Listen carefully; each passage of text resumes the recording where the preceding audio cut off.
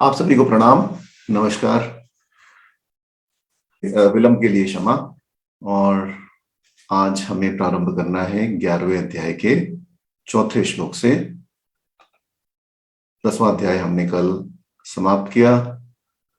10वें अध्याय की पूर्णता की। 11वें अध्याय विश्व रूप दर्शन का भी हमने 2 श्लोक का कल चिंतन किया। अर्जुन ने सर्वप्रथम भगवान से कहा कि आपने जो मुझे यह गोपनीय आध्यात्म नाम का अत्यंत रहस्यमय वचन कहा है, उससे मेरा ज्ञान तथा मोह दूर हो गया है। मैंने आपसे विस्तार पूर्वक जीवों की उत्पत्ति, प्रलय और अक्षय महात्म्य भी सुना, और आप जैसा कह रहे हैं मैं बिल्कुल वैसा ही मानता हूं कि ऐसा ही है। परंतु हे पुरुषोत्तम, यदि सबसे पहले इच्छा तीसरे श्लोक में अर्जुन ने प्रकट की कि मैं आपके ईश्वरीय स्वरूप का दर्शन करना चाहता हूं। और अब चौथे श्लोक से अर्जुन वहीं से प्रारंभ करेंगे और कहेंगे कि यदि आप उचित समझें, यदि आप मुझे इसका अधिकारी समझें, यदि आप यह समझें कि मैं आपके उस ऐश्वर्य योग का दर्शन करने का अधिकारी हूं, तो मुझे अवश्य ही उस अविनाशी स्वरूप का दर्शन कराइए। परंतु चौथा श्लोक प्रारंभ करने से पहले अपनी मन, वाणी और बुद्धि को भगवान के श्री चरणों में समर्पित करते हुए हम भगवान का ध्यान करेंगे। ओम शुक्लांबरधरं देवं शशिवर्णं चतुर्भुजं प्रसन्नवदनं ध्यायेत् सर्वविघ्नोपशान्तये। शान्ताकारं भुजङ्गशयनं पद्मनाभं सुरेशं विश्वाधारं गगनसदृशं मेघवर्णं शुभांगं लक्ष्मीकान्तं कमलनयनं योगी विधिर्यानगम्यं वन्दे विष्णुं भवभयहरं सर्वलोकैकनाथम्। सर्वमंगलमांगल्ये शिवे सर्वार्थसाधिके शरण्ये त्र्यंबके गौरी नारायणी नमोस्तुते। सर्वदा सर्वकार्येषु नास्ति तेषां मंगलम, येषां हृदयस्थो भगवान् मंगलायतनं हरि। ओम तदेव लग्नं सुदिनं तदेव ताराबलं चंद्रबलं तदेव विद्याबलं दैवबलं त्वदेव लक्ष्मीपते ते गृयुगं स्मरामि। लाभस्तेषा जयस्तेषा कुत्स्तेषा पराजयः येषामिन्दी वर्षामो हृदयस्थो जनार्दन। विनायकं गुरुं भानुं ब्रह्मा विष्णु महेश्वरान् सरस्वतीं प्रणम्यादो सर्वकार्यार्थसिद्धये। अभिषिप्तार्थसिद्ध्यर्थं पूज्यते ये सुरासुरे सर्वविघ्नहरस्तस्मै गणाधिपतये नमः।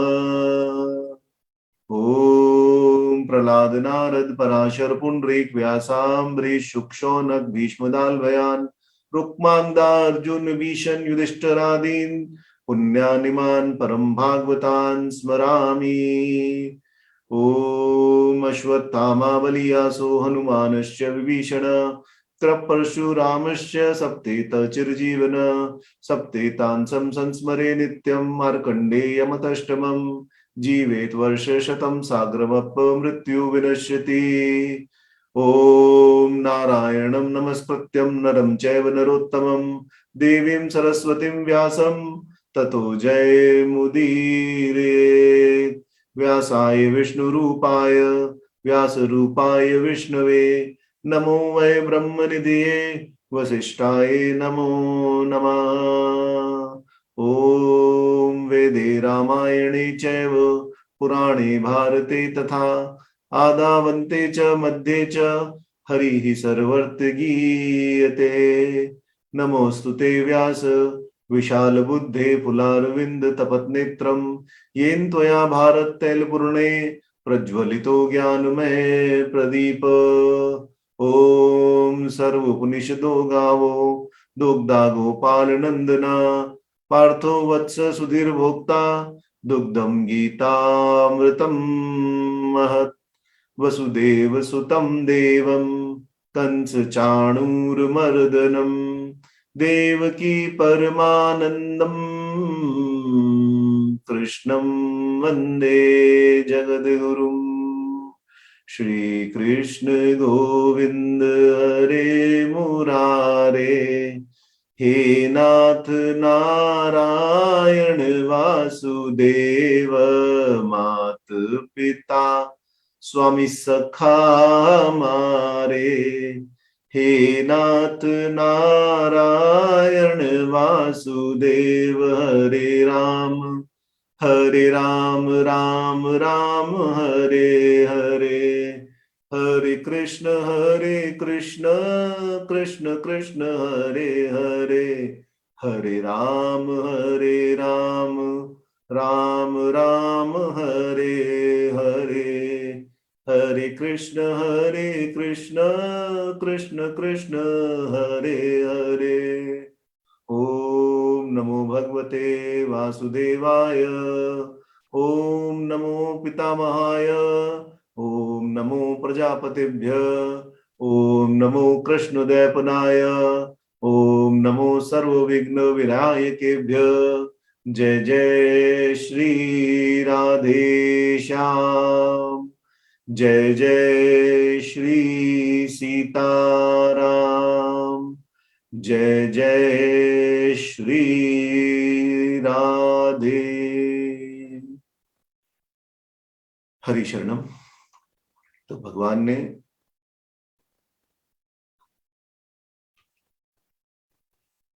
अर्जुन को विशेष ज्ञान 10वें अध्याय में दिया, और उसी ज्ञान के कारण अर्जुन को यह इच्छा हुई कि मैं अवश्य ही भगवान के उस दिव्य स्वरूप का दर्शन करूं, जिस ऐश्वर्य रूप का भगवान ने मुझे अभी ज्ञान दिया है, जिसका वर्णन भगवान ने स्वयं अपने श्रीमुख से 10वें अध्याय में किया है। उसका मुझे अवश्य ही दर्शन करना चाहिए। यह मेरे लिए स्वर्णिम फल है। अतः मुझे इसका भरपूर फायदा उठाते हुए अपने जीवन को सफल बनाने का प्रयास अवश्य ही करना चाहिए। इसी की इच्छा अर्जुन ने 3रे श्लोक में की, और अब 4थे श्लोक में अर्जुन पुनः कहना प्रारंभ करते हैं। मनस्य यदि तच्छक्यं मया दृष्टमिति प्रभो, योगेश्वर ततो मे त्वं दर्शय आत्मानं अव्ययम्। योगेश्वर ततो मे त्वं दर्शय आत्मानं अव्ययम्। अर्जुन कहते हैं कि हे प्रभु, यदि आप अपने उस रूप को मेरे द्वारा देखे जाने योग्य समझते हैं, तो हे योगेश्वर, मुझे वह अपना अविनाशी स्वरूप अवश्य ही दिखाइए।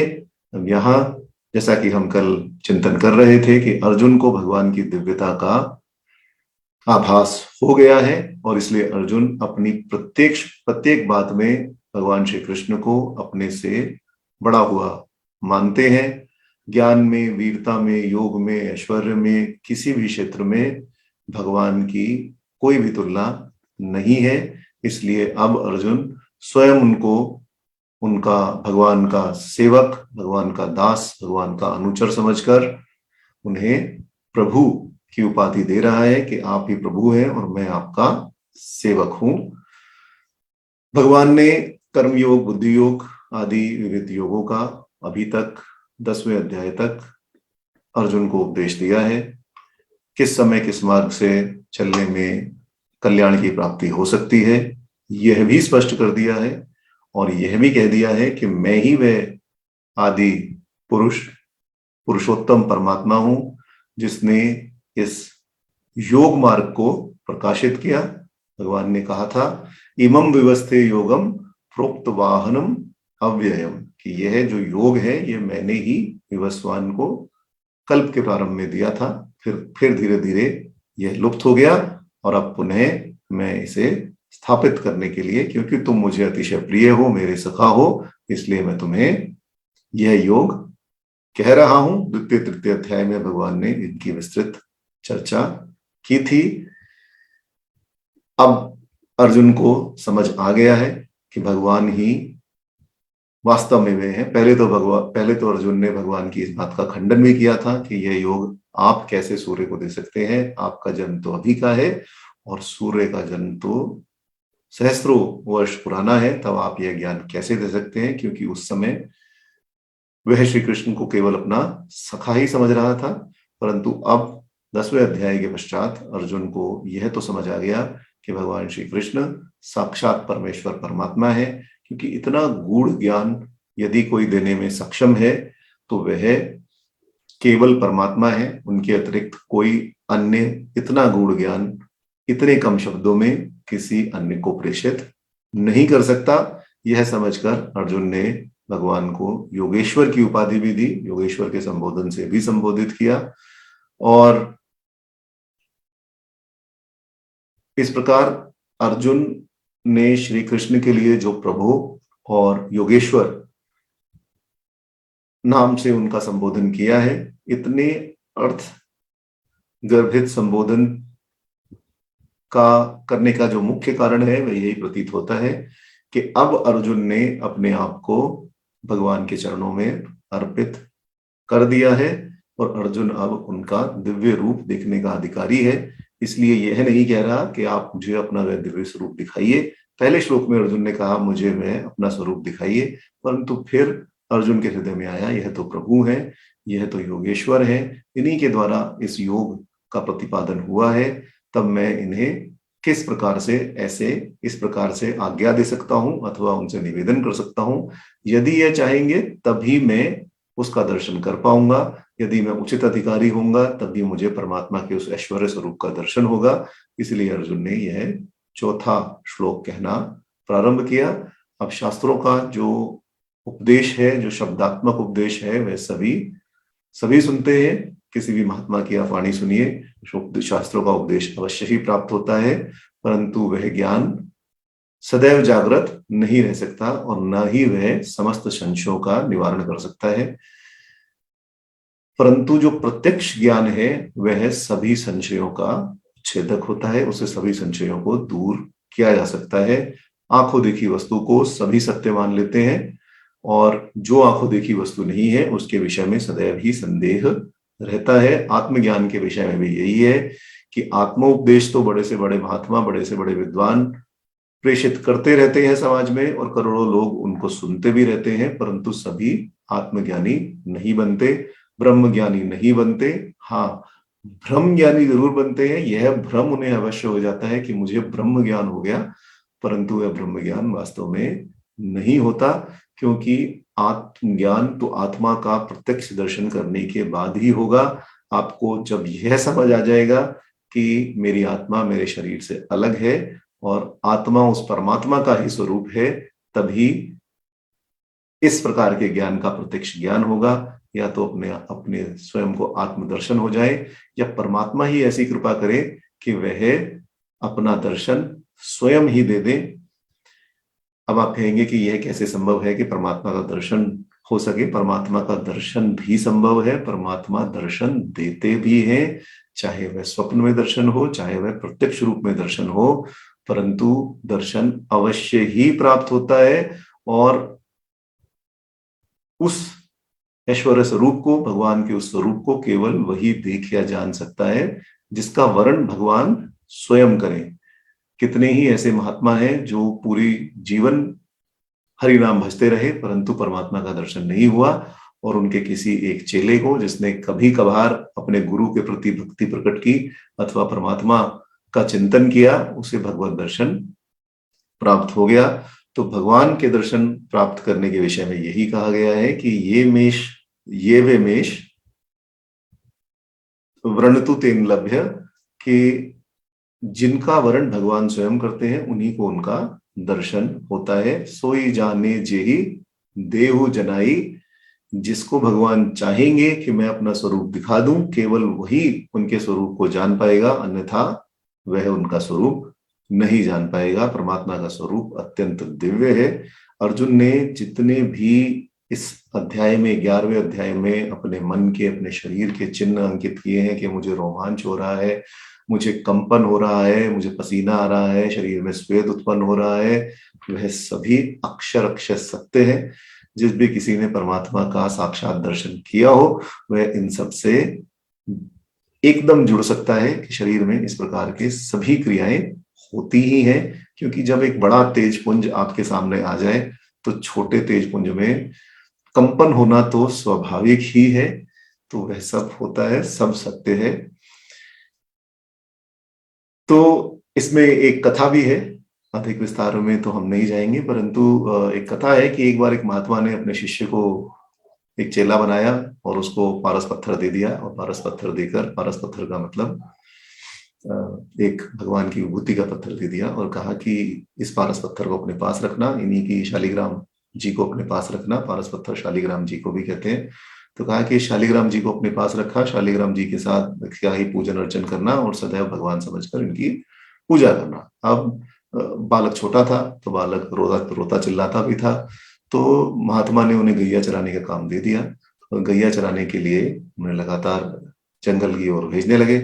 तो महात्मा सुबह सुबह 4 रोटी बनाते, 2 अपने लिए और 2 उस बालक को दे देते, और बालक उनका शिष्य गैया लेकर जंगल में चराने चला जाता।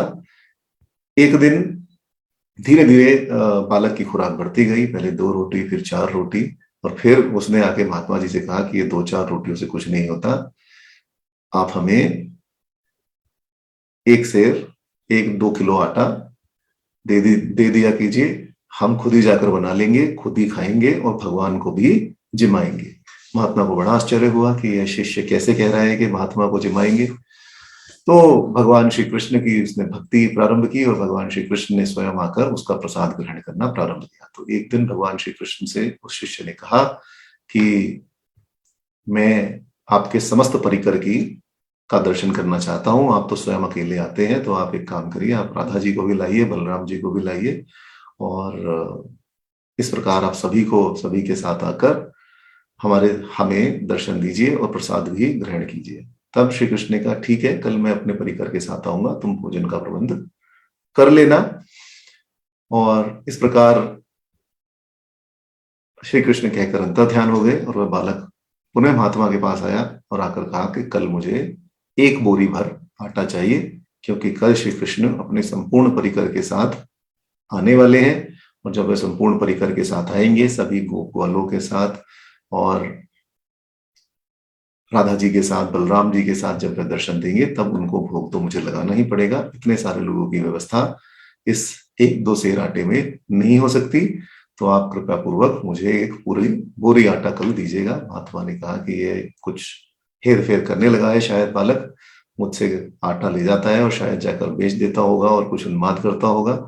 तो मैं तो इतने दिनों से परमात्मा की भक्ति कर रहा हूँ, मुझे तो आज तक परमात्मा की साक्षात दर्शन नहीं हुए, और ये कह रहा है कि इसे भगवान श्री कृष्ण स्वयं आकर इसका भोजन ग्रहण करेंगे। तो महात्मा ने 1 बोरी आटा दे दिया और साथ साथ छुप कर उसके पीछे पीछे गए, और जब जंगल में वह पहुंच गया, उसने भगवान श्री कृष्ण की स्तुति की। उस उस शालिग्राम जी में भगवान श्री कृष्ण की स्तुति की, तो भगवान श्री कृष्ण स्वयं वहां समस्त परिकर के साथ आए और उन्होंने आकर वह भोजन ग्रहण किया। महात्मा शिष्य के चरणों में पड़ गए कि यह कि तू आज से मेरा गुरु और मैं तेरा चेला, क्योंकि जिस भगवत दर्शन की प्राप्ति के लिए मैं इतने सालों से संघर्ष कर रहा था, वह तुझे सहज ही प्राप्त हो गए। सोई जाने जेहि देहु जनाई। भगवान चाहते हैं कि तुम्हें दर्शन प्राप्त हो, इसलिए भगवान ने तुम्हें दर्शन दिया। इसी प्रकार बड़े बड़े महात्मा गण भी आत्म उपदेश करते करते थक जाते हैं, परंतु कब जब कोई श्रोता उनसे यह प्रार्थना करता है कि हे महात्मा, आपके वचनों में मेरी श्रद्धा हो गई है, आप कृपा करके मुझे ईश्वर का दर्शन करा दीजिए, तब वह महात्मा यदि कोरे परोपकार उपदेश में ही कुशल हो तो इधर उधर देखने लगते हैं, अलग अलग बहाने बनाने लगते हैं। अरे नहीं, ऐसा नहीं होगा, तुम्हें यह कार्य करना पड़ेगा, तुम्हें वह कार्य करना पड़ेगा, तुम इस प्रकार दर्शन कर पाओगे, उस प्रकार दर्शन कर पाओगे।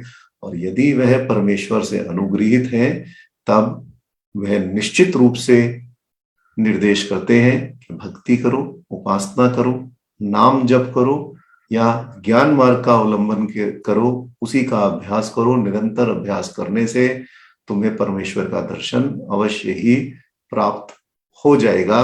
और इस प्रकार का मार्ग दिखाने में वही महात्मा समर्थ हैं जो सच्चे महात्मा हैं। ऐसे कोरे पंडित हमारे समाज में दुनिया जहान में भरे पड़े हैं, जो सिर्फ आपको यही बताएंगे कि किस प्रकार आपको अपना जीवन जीना है। श्रीमद् भागवत गीता का ही यदि आप पाठ कर लें तो आपको यह संपूर्ण रूप से समझ आ जाएगा कि आपको अपना जीवन कैसे जीना है, या फिर आपको श्वास प्रश्वास भी कैसे करना है। आधे महात्मा तो सिर्फ नाक बंद करके सांस लेना और सांस छोड़ना ही सिखा रहे हैं, प्राणायाम ही सिखा रहे हैं, जिसका उपदेश करते करते जो योग की पहली क्रिया है, जिसमें पूरक रेचक कुंभक के द्वारा प्राणों को आयाम दिया जाता है, उसी को सिखाते सिखाते करोड़ों रुपए आजकल के महात्माओं ने कमा लिए हैं। तो ईश्वर का दर्शन कराने में केवल वह समर्थ है जो सच्चे महात्मा हैं, जिनका जीवन असली में संपूर्ण रूप से भगवान की भक्ति में ही बीता है। और जो कोरे पंडित हैं उनके तो सामर्थ्य के बाहर की बात है, न तो उन्हें उपाय पता है और न ही उन्हें किसी विषय की जानकारी है कि किस प्रकार परमेश्वर को प्राप्त किया जा सकता है। क्योंकि जब मुख्य उद्देश्य ही धन कमाना है तब आप परमेश्वर को प्राप्त करने का उपाय तो बता ही नहीं सकते, और धन के द्वारा परमेश्वर को प्राप्त नहीं किया जा सकता। केवल भगवान को प्राप्त करने का उपाय भक्ति मार्ग, ज्ञान मार्ग या उपासना मार्ग है। इसके अतिरिक्त भगवान की प्राप्ति संभव ही नहीं है। और मैं फिर से एक बार कहूंगा कि परमेश्वर का साक्षात्कार संभव है, होता है, और आपको भी हो सकता है यदि आप उस उचित मार्ग पर चलें और परमेश्वर को ही अपना संपूर्ण रूप से माता पिता स्वामी सखा हमारे मान लें, सब कुछ भगवत अर्पण करें, तो परमेश्वर स्वयं आकर आपको दर्शन अवश्य ही देंगे। परंतु यहाँ अर्जुन जिनसे प्रार्थना कर रहे हैं वह कोई महात्मा नहीं है, साक्षात परम परमेश्वर भगवान ही अर्जुन के सामने उपस्थित हैं। और अर्जुन को अब यह भी समझ आ गया है कि यह साक्षात परमेश्वर है, अपना रूप दिखा देना इनके लिए कोई बड़ी बात नहीं है। इसलिए अर्जुन भी भक्ति से अत्यंत विनम्र होकर उनसे उनके वास्तविक स्वरूप को दिखा देने की प्रार्थना कर रहे हैं। भगवान भी शास्त्रों के परिपालक हैं। यदि शास्त्र किसी मनुष्य को इस प्रकार भगवत दर्शन का अधिकार नहीं देता तो शायद भगवान भी अपने उस रूप को प्रकाशित नहीं करेंगे। इसी विचार से अर्जुन ने यहाँ यदि शब्द भी लगा दिया कि यदि आप मुझे योग्य समझते हैं। अर्जुन यहाँ ये नहीं कह रहे कि मैं योग्य हूं, आपका सखा हूं, आपका प्रेमी हूं, और आप स्वयं कह चुके हैं कि मैं नर अवतार हूं, तब तो मुझे दर्शन अवश्य कराइए। आप मुझे दर्शन कैसे नहीं कराएंगे? अर्जुन ने यहाँ कहा कि ऐसा अर्जुन ने नहीं कहा। अर्जुन ने केवल यही कहा कि यदि आप चाहते हैं और आप मुझे योग्य समझते हैं तब आप मुझे अवश्य ही दर्शन करा दें। यदि का अर्थ यह नहीं है कि आप दिखा सकते हो तो दिखा दे। यदि का अर्थ यह है कि यदि आप मुझे योग्य समझते हो तो आप अपना दर्शन करा दे। आप तो अपने ऐश्वर्य स्वरूप का दर्शन अवश्य ही करा सकते हैं। इस बात पर अर्जुन को कोई भी शंका नहीं है। और भगवान से तो यह भी छिपा नहीं है कि अर्जुन उनके उस ऐश्वर्य रूप को देखने का अधिकारी है अथवा नहीं है। इसलिए अर्जुन कह रहे हैं कि यदि मैं देख सकता हूं तो वह रूप मुझे अवश्य ही दिखा दीजिए। एक बार अर्जुन के बड़े भाई भीमसेन के सामने भी इसी प्रकार का एक प्रसंग आया था, जब भीमसेन गंधमादन पर्वत पर द्रौपदी के लिए नीलकमल पुष्पों को लेने के लिए जा रहे थे।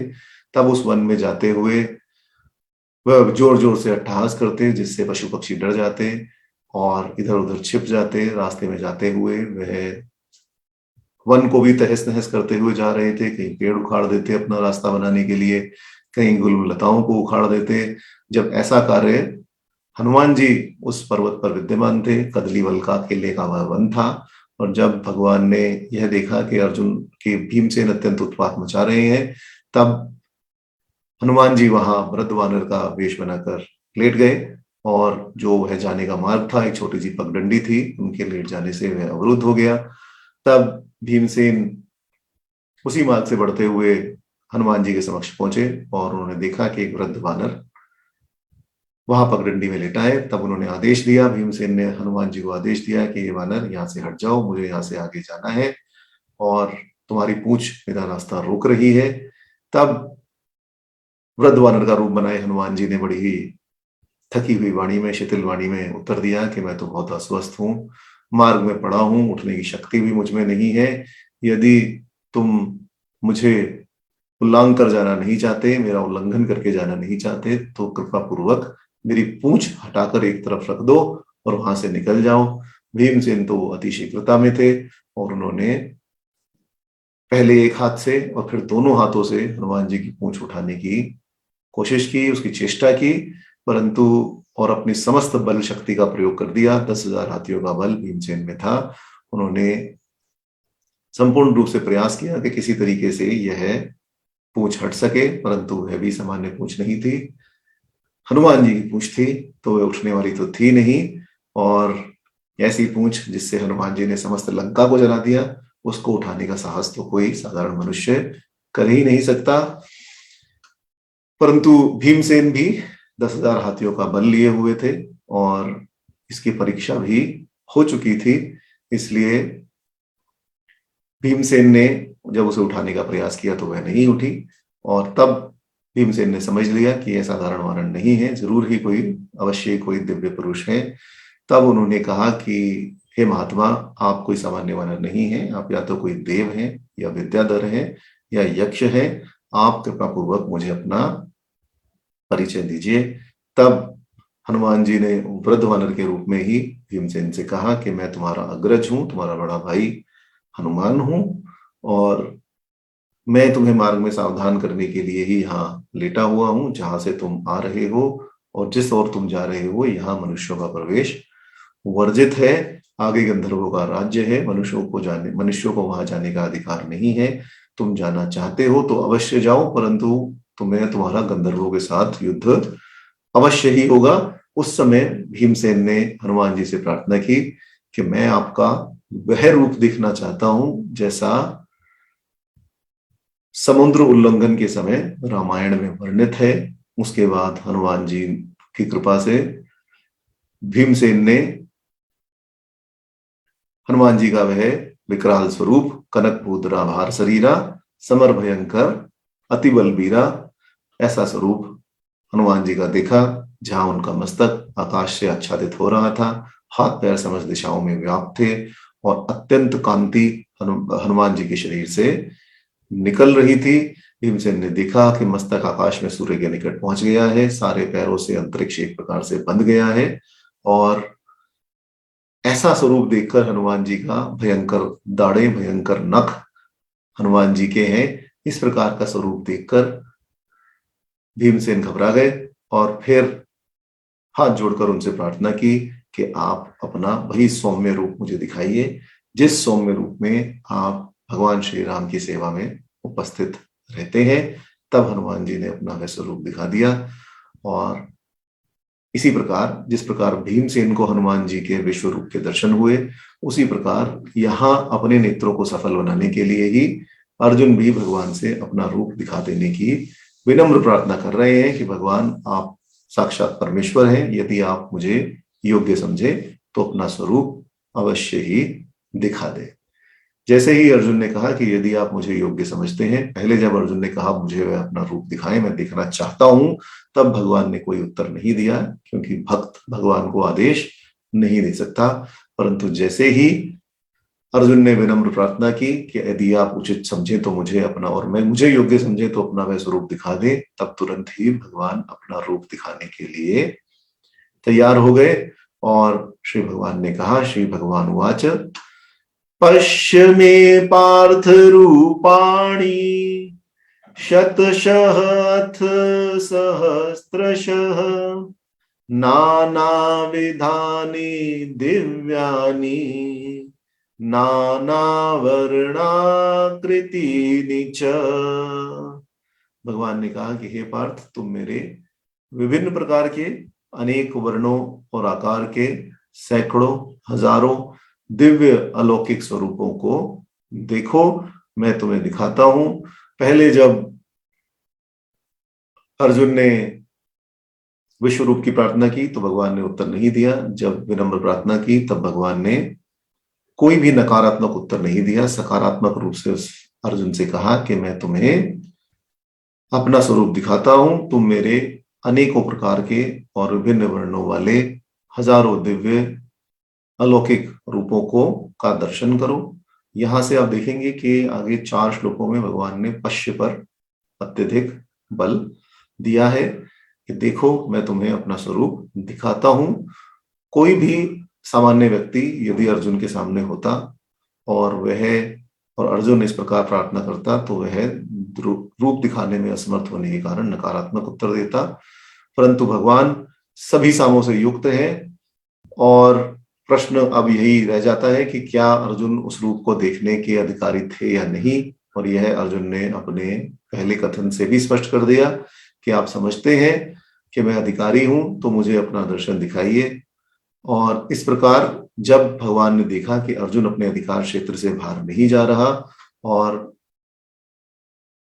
उसने अत्यंत विनयता से प्रार्थना भी की है, तो जो विनय और अभिमान शून्यता है वह बड़े से बड़े अधिकार को भी प्राप्त करने में किसी भी मनुष्य को समर्थ बना देती है। पहले अध्यायों में श्री कृष्ण ने अपने रूप को प्राप्त करने का अधिकारी अर्जुन को बताया ही है, और जो भी भक्त भक्ति भाव से श्री भगवान के सामने समर्पण कर दे, आत्मसमर्पण कर दे, उसे अपना स्वरूप भगवान अवश्य ही प्रदर्शित करते हैं। यही बात अर्जुन के विषय में पहले भी थी और वह चरितार्थ भी हो चुकी है, इसलिए भगवान ने उसे यह अमूल्य उपदेश भी दिया। और जब अब उसने विश्वरूप दर्शन की इच्छा प्रकट की तब उन्होंने उत्तर में यही कहा कि मेरे हजारों स्वरूप तुम देखो। उनके अनेकों प्रकार के दिव्य स्वरूप हैं, अनेकों वर्ण हैं और अनेक प्रकार की आकृतियां उस रूप में है। और इस प्रकार भगवान ने अपने रूपों की असंख्यता फिर से प्रकट कर दी। भगवान के कथन का अभिप्राय यह है कि अब तुम मेरे इस विश्व रूप में जो मैं तुम्हारे सामने प्रदर्शित करूंगा, तुम एक ही स्थान पर मेरे शरीर में असंख्य रूपों को देखोगे। रूप आप देख सकते हैं, देव, मनुष्य, जितनी भी प्रकार के स्थावर जंगम योनियां हैं, तिर्यक योनि, पशु योनि, उन सभी को तुम यहाँ देखोगे और असंख्य वर्णों को भी देखोगे, अलग अलग रूप रंग के सभी जो दिव्य और अलौकिक योग शक्ति से रचे जाने के कारण आश्चर्यजनक है, उन सभी वर्णों को भी तुम यहाँ देखोगे। इन श्लोकों में भगवान ने एक प्रकार से अब अपने विराट स्वरूप की भूमिका भी तैयार कर दी कि तुम्हें उस विराट स्वरूप में, हे अर्जुन, तुम्हें उस विराट स्वरूप में क्या दिखाई देगा। अर्जुन अनेक प्रकार के दिव्य रूपों को देखेंगे और इस रूप में अनेक प्रकार के वर्ण भी दिखाई देंगे, अनेक प्रकार की आकृतियां भी दिखाई देंगी। और इस प्रकार भगवान ने विराट रूप की मोहक दर्शनीयता को भी यहाँ प्रकट किया। किसी भी सुरम्य दर्शन के लिए रूप का आकर्षण प्रथम वस्तु है, इसलिए भगवान कह रहे हैं कि जो भी दृश्य तुम्हें विराट रूप में दिखाई देगा वह कोई भयावह दृश्य नहीं होगा, भयंकर दृश्य नहीं होगा, घोर दृश्य नहीं होगा या नीरस स्वरूप भी नहीं होगा। दुनिया का रमणीय स्वरूप, संसार का रमणीय स्वरूप तो मुझसे ही प्रारंभ हुआ है, मोहक से मोहक रंग भी मुझसे ही प्रारंभ हुए हैं। और इस प्रकार जिन विराट स्वरूपों में तुम मुझे देखोगे वह अत्यंत आकर्षक होगा, उसमें अनेक प्रकार की आकृतियां होंगी, अनेक प्रकार के रंग भी होंगे। दूसरी तरह से यदि हम इस श्लोक का चिंतन करें कि भगवान ने यहाँ जो नाना वर्णानी और असंख्य आकृतियों के विषय में कहा, इनका क्या वर्णन है, तो यह भी कहा कि तुम सभी देवों को मेरे शरीर में विद्यमान देखोगे।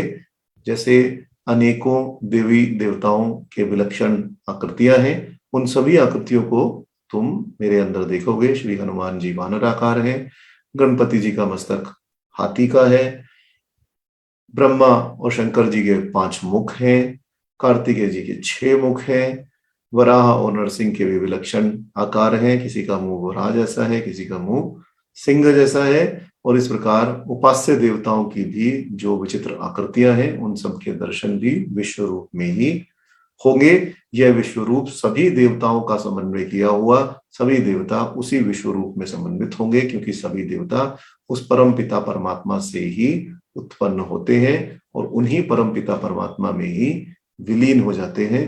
तो जो देवाधिदेव है, जो सभी भगवानों के भी परमात्मा है, जिनके अंश से परमात्मा भगवानों की भी उत्पत्ति होती है और देवताओं की भी उत्पत्ति होती है, उन सभी को तुम मेरे इस विराट रूप में एक जगह देखोगे। और यह विराट रूप हालांकि एक ही है, परंतु इसमें आकार और वर्ण की तथा दर्शनीय पदार्थों की अनेकता से भगवान ने कहा कि नाना रूपाणी, तुम यहाँ अनेक रूप, बहुवचन में भगवान ने कहा कि तुम अनेक रूप देखोगे। अब यहाँ जो सैकड़ों और हजारों, शस्त्र, शत और सहस्त्र भगवान ने कहे गए, वह हजारों और सैकड़ों के वाचक नहीं है, परंतु अनंत के वाचक हैं। यहाँ केवल यह नहीं समझना चाहिए कि भगवान के रूप केवल हजारों में है, सैकड़ों में है और उन्हें गिना जा सकता है, ऐसा नहीं है। क्योंकि कहीं भी हम धर्मशास्त्रों में देखें तो जहां भी सहस्त्र शीर्षा, सहस्त्राक्ष, सहस्त्रपात इस प्रकार के शब्द आते हैं, वेद मंत्रों में भी सहस्त्र शीर्षा पुरुष, सहस्त्राक्ष, सहस्त्रपात इस प्रकार के शब्द परमेश्वर के लिए उपयोग किए गए हैं। वहां भी इनका अर्थ 1000 मस्तक वाला अथवा 1000 आंखों वाला अथवा 1000 हाथ वाला नहीं किया जाता। क्योंकि यदि हम इसका यही शाब्दिक अर्थ करेंगे कि उनके 1000 हाथ है, 1000 आंख है और 1000 मुख है, तब तो आप समझ सकते हैं कि वह आकृति कैसी बनेगी। एक मुख होगा, एक आंख होगी और एक ही हाथ होगा। तो ऐसा नहीं है। यहां जहां भी कहीं संख्यावाचक शब्द कहे गए हैं, वहां केवल अनन्यता की ही, अपरिमित संख्या की ही का ही वर्णन किया गया है। और यह भी उसी का द्योतक है कि यहाँ जब भगवान कहते हैं कि तुम मेरे शत और सहस्त्र रूप देखोगे, अर्थात इतने रूप देखोगे जो असंख्य हैं और जिनकी गणना नहीं की जा सकती। और इस प्रकार भगवान कह रहे हैं कि हे पार्थ, अनंत रूपों को तुम इस एक ही शरीर में देखोगे। यही भगवान का आशय है। श्री रामानुजाचार्य ने यहाँ भगवान के इस कथन की भूमिका में अर्जुन का जो कौतूहल है और जो वह हर्ष से गदगद होकर प्रार्थना कर रहा है, उसी के कारण भगवान परम रूप दर्शन की कृपा अर्जुन पर करने के लिए भगवान ने स्वीकार कर लिया है, ऐसा श्री रामानुजाचार्य मानते हैं, जो कि अन्य अन्य व्याख्याकारों का भी सम्मत है। एक ब्रह्मांड को एक आदित्य प्रकाशित करता है। इस रूप में सभी ब्रह्मांडों का दर्शन एक साथ अर्जुन को होगा। इसलिए ब्रह्मांडों की अनेकता को शत, सहस्त्र आदि शब्दों से भी बताया गया। ऐसी भी व्याख्या श्री रामानुजाचार्य जी ने की है। और यह भी कहा है कि जो नाना विध इत्यादि शब्द हैं, उसमें भी प्रत्येक अव्यय संस्थान में भूषण और आयुधों के अलग अलग सन्निवेश का अभिप्राय ही अंतर्गर्भित है। यह कहा गया है कि जो नाना विधादि शब्द हैं, उसमें तुम्हें अनेक प्रकार के आभूषण दिखाई देंगे, उसमें अनेक प्रकार की आकृतियां दिखाई देंगी, अर्थात अनेक प्रकार के आयुध दिखाई देंगे। और इसी प्रकार पृथ्वी का समावेश भी उसी में होगा और भगवान अपना स्वरूप अर्जुन के सामने प्रदर्शित करेंगे।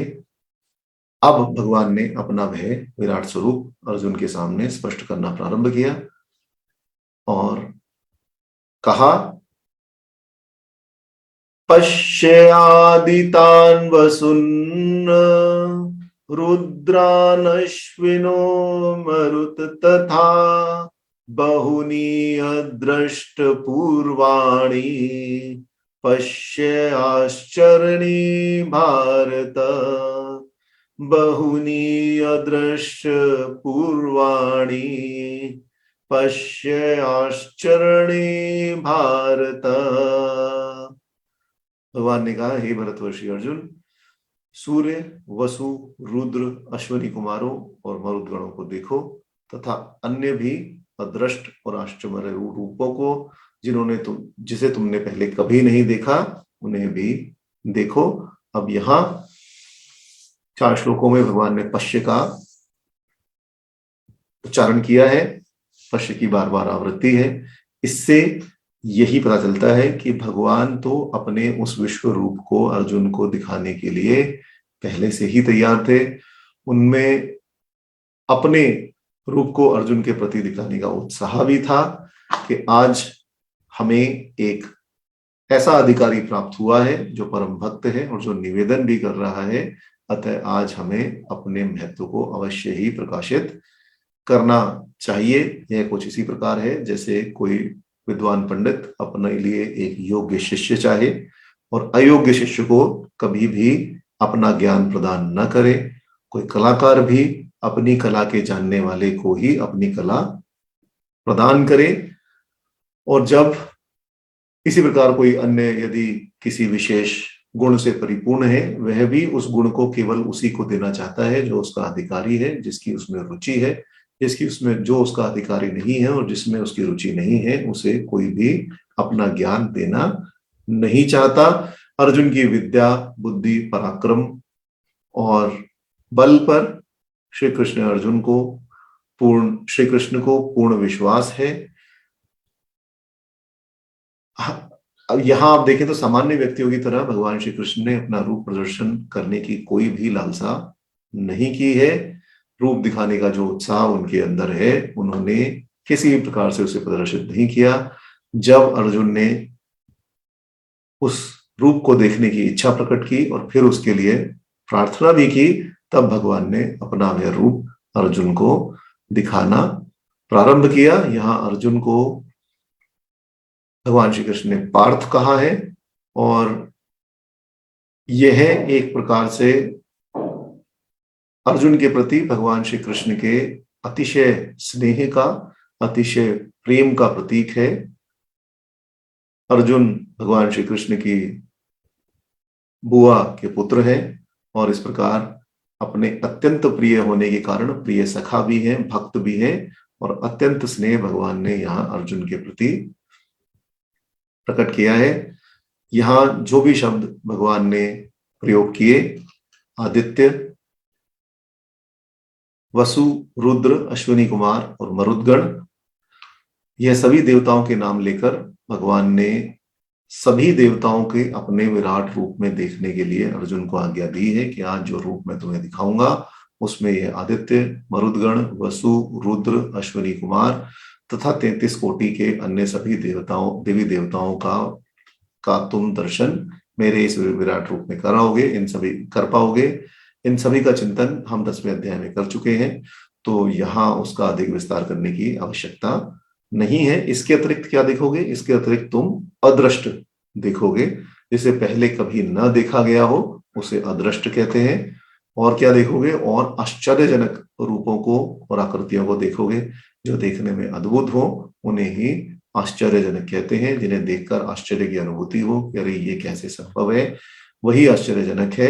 इस प्रकार भगवान ने श्लोक में यही भाव प्रदर्शित किया कि जिन वस्तुओं के विषय में केवल तुमने सुना है या तुम्हें किसी प्रकार से उसकी अनुभूति है, उन सभी को तुम आज यहाँ प्रत्यक्ष रूप में देखोगे।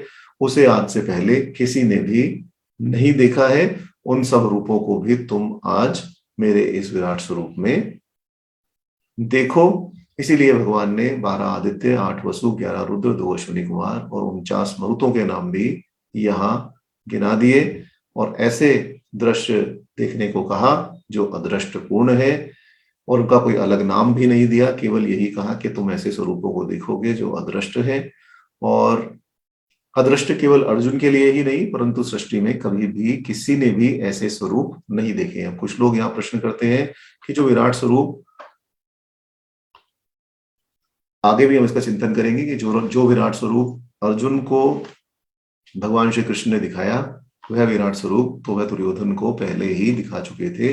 जब सभा में मध्यस्थता करने के लिए अर्जुन कौरवों की सभा में गए और अर्जुन और दुर्योधन ने उन्हें बांधने का प्रयास किया, तब उन्होंने अपना वह विराट स्वरूप दिखाया था। परंतु यदि आप महाभारत में उन शब्दों को देखें तो वहां शब्द जो प्रयुक्त किया गया है वह घोर शब्द प्रयुक्त किया गया है कि भगवान ने अपना सौम्य रूप वहां नहीं दिखाया, अपना घोर विराट रूप दिखाया, जिसे देखकर सभी सभासद डर गए, सभी बेहोश हो गए।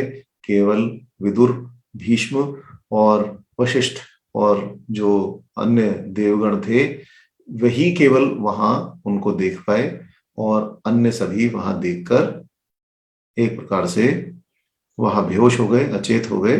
तो इसलिए वहां सौम्य रूप नहीं दिखाया, सभी देवी देवताओं को अपने अंदर नियमित नहीं दिखाया, घोर रूप ही दिखाया। आदित्य, वसु, रुद्र और अश्विनी कुमार, ये चारों सृष्टि के निर्माता और परिचालक देव प्राण हैं। इनका वर्णन अत्यंत विस्तार से उपलब्ध हो जाता है। और वस्तुतः कहने का अर्थ यही है कि सभी देवी देवता भगवान के शरीर से ही उत्पन्न हुए हैं। यही सब परब्रह्म परमात्मा के सूक्ष्म शरीर में ही सदैव विद्यमान रहते हैं। परब्रह्म के भी जिस प्रकार सूक्ष्म स्थूल सूक्ष्म कारण 3 शरीरों को कहा जाता है, परब्रह्म परमात्मा के भी वही 3 शरीर है।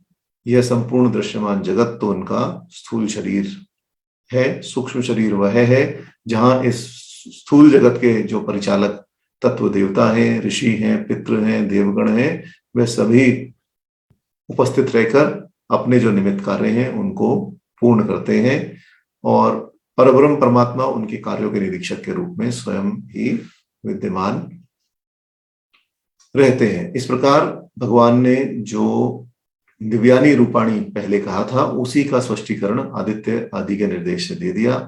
पहले जो नाना विधानी अनेक प्रकार के कहा था उसी को यहाँ बहुन्य दृष्ट पूर्वाणी से स्पष्ट कर दिया, और जो पहले नाना वर्ण कृतानी कहा था उसे ही यहाँ आश्चर्याणी भगवान ने कह दिया। संसार की अनेक बातों का ज्ञान तो हमें प्रत्यक्ष प्रमाण से हो जाता है, और जो प्रत्यक्ष प्रमाण नहीं है उन सभी का ज्ञान हमें केवल शास्त्रों के द्वारा ही संभव है। देवता आदि का स्वरूप, स्वर्ग, अपूर्व आदि का ज्ञान शास्त्रों के आधार पर ही होता है। इसके अतिरिक्त अन्य भी बहुत से पदार्थ हैं जिनका शास्त्रों में वर्णन नहीं मिलता, परंतु उनकी सत्ता अवश्य है। यहाँ विश्व रूप में वह सभी प्रकार के पदार्थ, वह सभी प्रकार के लोक दृष्ट, शास्त्र दृष्ट और अदृष्ट सभी प्रकार के पदार्थों को देखने के लिए भगवान ने अर्जुन से कहा है। लोकमान्य तिलक ने अपने चिंतन में लिखा है कि महाभारत के नारायणीय धर्म प्रकरण में भी नारद को भगवान ने विश्व रूप दिखलाया था और वहां भी यही देवगण वर्णित है। वहां यह विशेषता है कि 12 आदित्य बाईं ओर, 8 वसु सामने की ओर, 11 रुद्र दाहिनी ओर तथा 2 अश्विनी कुमार भगवान के पीछे भाग में व्यवस्थित थे। यहाँ गीता में किस प्रकार से वह देव भगवान में सन्निहित है, किस प्रकार से उनका सन्निवेश है, यह स्पष्ट यहाँ नहीं किया गया और करने की आवश्यकता भी नहीं है, क्योंकि किस प्रकार से भगवान के सूक्ष्म शरीर में ये सभी देवता अवस्थित है उसका ना तो एक रूप रह सकता है और न ही उसका संपूर्ण रूप से वर्णन किया जा सकता है। आगे भगवान ने अर्जुन से यह कहा, इह एक सस्थम जगत कृत्स्नम पश्यद सचराचरम मम देहे गुडाकेश यच्च अन्यद् द्रष्टुम् इच्छसि मम देहे गुडाकेश यच्च अन्यद् द्रष्टुम् इच्छसि। कि हे गुडाकेश, आज मेरे शरीर में संपूर्ण चराचर जगत और तुम जो भी कुछ देखना चाहते हो उन सभी को एक स्थान में स्थित देख लो। सबसे पहले भगवान ने अर्जुन के लिए गुडाकेश का संबोधन किया। बड़ा ही अर्थगर्भित संबोधन ये है, अर्थपूर्ण संबोधन है। भगवान के इस विराट स्वरूप को देखने की योग्यता केवल पूर्ण जितेंद्रिय पुरुष में ही संभव है। अभ्यास करते करते इंद्रियों को बहुत से लोग वश में कर लेते हैं, परंतु आलस्य के आक्रमण से कोई भी प्राणी नहीं बच पाता। वह आलस्य शरीर, मन इत्यादि के श्रम से उत्पन्न होता है और निद्रा उसका मूर्तिमान रूप है। गुड़ा का अर्थ निद्रा किया जाता है और केश का अर्थ ईश हुआ कि जिसने निद्रा को जीत लिया, निद्रा का ईश। और इसलिए जो जितेंद्रिय पुरुष है इसने आलस्य को भी जीत लिया और जो सब समय सर्वत्र सावधान होकर अपने सभी कार्य भगवान को अर्पण करते हुए करता है, वही गुडाकेश संबोधन का अधिकारी है। अर्जुन ने अपने जीवन की न जाने कितने पल भगवान के साथ बिताए और अर्जुन को स्वर्गारोहण के समय भी भगवान देख चुके हैं, जब अर्जुन ने शिव जी से पाशुपत अस्त्र प्राप्त किया और जब इंद्र सशरीर अर्जुन को स्वर्गलोक में ले गए वहां भी भगवान देख चुके हैं कि अर्जुन अप्रमत्त और कर्तव्य में जागरूक पुरुष है। ऐसा ही पुरुष उस रूप को देखने का अधिकारी है। और यही संबोधन, इसी प्रकार का कुछ संबोधन गीता में बार बार भगवान ने किया भी है। परंतु इस प्रकरण में जब भगवान ने अर्जुन को गुड़ाकेश कहा तो इसको विशेष महत्व दिया। और विशेष महत्व का कारण यही है कि अर्जुन ने निद्रा को जीत लिया है और इस कारण विश्व रूप दर्शन के लिए अर्जुन की पूर्ण पात्रता सिद्ध हो गई है। और इस प्रकार अर्जुन की पूर्ण पात्रता सिद्ध करते हुए भगवान ने आगे कहना प्रारंभ किया कि केवल आदित्य, वसु इत्यादि देवता ही नहीं, इस रूप में जो जिस विश्व रूप का प्रदर्शन मैं तुम्हें करने जा रहा हूं, इस रूप में चर अचर सहित संपूर्ण जगत तुम्हें एक ही जगह दिखाई देगा। सारा जगत करोड़ों वर्षों में भी देखने में समर्थ नहीं हो सकता। आजकल यद्यपि विज्ञान की उन्नति हो चुकी है और ऐसे ऐसे यंत्र बन चुके हैं जिसके द्वारा कुछ ही समय में, अल्प समय में ही सारी पृथ्वी की परिक्रमा संभव हो सकती है। ग्रह और नक्षत्रों को भी देखा जा सकता है और देशता काल की दूरी भी बहुत कम हो गई है। परंतु फिर भी सृष्टि के ऐसे रहस्यमय प्रदेश हैं जो यंत्रों की पहुंच के बाहर हैं। ऐसे ऐसे प्राणी, ऐसे ऐसे जीव इस पृथ्वी पर उत्पन्न है जिनके विषय में या उपस्थित है जिनके विषय में हमें कोई भी जानकारी नहीं है। कई कई रहस्यमय पदार्थ भी कभी कभी उत्पन्न हो जाते हैं और हम निरंतर अन्वेषण कर यह पता लगाने का प्रयास करते रहते हैं कि ये क्या वस्तु है। तो इसलिए जो सृष्टि हमें दिखाई देती है, जिस सृष्टि का हम प्रत्यक्ष अनुभव करते हैं, वह भी पूर्ण सृष्टि नहीं है। उस सृष्टि में भी कुछ ऐसा है जो छुपा हुआ है, अति इंद्रिय है। इंद्रियों के विषय में उसे जाना नहीं जा सकता और यदि उस विषय में हम विज्ञान से पूछें तो विज्ञान सर्वथा नकारात्मक उत्तर ही देता है। इससे जनता में उन विषयों पर संदेह बन जाता है। परंतु यह वस्तुएं जिनका कि हमारे धर्मशास्त्रों में इतने विस्तार से वर्णन है, वह उपस्थित है। यह प्रश्न अवश्य आता है कि उनकी स्थिति है अथवा नहीं है, परंतु यह बात यही है कि वह पदार्थ अवश्य ही है, परंतु वह पदार्थ इंद्रिय से ग्राह्य नहीं है। यहाँ भगवान ने उन सभी तत्वों को अर्जुन को दिखा देने की प्रतिज्ञा की है। क्या तुम सभी प्रकार के पदार्थ जितने भी सूक्ष्म अथवा अति इंद्रिय हैं, इंद्रिय से जिन्हें नहीं जाना जा सकता, वह सभी तुम देखोगे। भगवान सभी प्रकार का ज्ञान प्रदान करने में समर्थ है और इसीलिए उन्होंने यहाँ प्रतिज्ञा की कि तुम सभी को यहाँ प्रत्यक्ष रूप में देखोगे। संपूर्ण चराचर जगत में जो भी देखने योग्य अथवा जो मन और वाणी से पहुंचने योग्य ही वस्तुएं हैं, उन सभी को भी तुम यहाँ देख लोगे। एक प्रकार से भगवान अर्जुन को यह भी स्वतंत्रता दे रहे हैं कि तुम वह सब देख सकते हो जिसे तुम देखना चाहते हो। प्रथम अध्याय में अर्जुन ने कहा था कि हम तो यह भी निश्चय नहीं कर सकते कि हम में और कौरवों में कौन बलवान है, विजय हमारी होगी या उनकी होगी। अर्जुन को अपनी शंका का उत्तर युद्ध होने से पहले ही अपने प्रत्यक्ष नेत्रों से भगवान देखने की आज्ञा देख रहे हैं कि तुम यह भी देख लो कि इसमें तुम्हारी ही विजय होगी। आगे हम इसका चिंतन करेंगे। इस प्रकार यच्चान्यद द्रष्टुमिच्छसि, इसका अर्थ प्राय सभी महात्माओं ने यही किया है कि अर्जुन की मानसिक उलझन जो अर्जुन के मन में विद्यमान थी कि हमारी विजय होगी अथवा नहीं होगी, उसका यहाँ समाधान भगवान ने कर दिया। किसकी युद्ध में विजय होगी यह तुम साक्षात रूप में देख पाओगे। भौतिक जगत की घटनाएं अलौकिक जगत में पहले ही मूर्तमान हो जाती हैं, सूक्ष्म जगत में पहले ही घटित हो जाती हैं और वही जब भौतिक जगत पर प्रतिबिंबित होती है, जब उनका बिंब भौतिक जगत पर पड़ता है, इसीलिए भगवान ने, तभी हम उन्हें साकार मानते हैं, इसीलिए भगवान ने अर्जुन की दृष्टि को इस जगत से हटाकर सूक्ष्म जगत की ओर उसे प्रेरित करने का प्रयास किया कि तुम मेरे शरीर में समस्त उस सूक्ष्म जगत की क्रियाओं को देखो जिसके द्वारा तुम यह जान पाओगे कि इस युद्ध में किसकी विजय होगी। अब इस प्रकार का जो दिव्य स्वरूप है वह है साक्षात नेत्रों से, इन मानवीय नेत्रों से नहीं देखा जा सकता। इसलिए भगवान ने कहा कि मैं तुम्हें दिव्य नेत्र देता हूं, इससे तुम मेरे ईश्वरीय स्वरूप को देखो।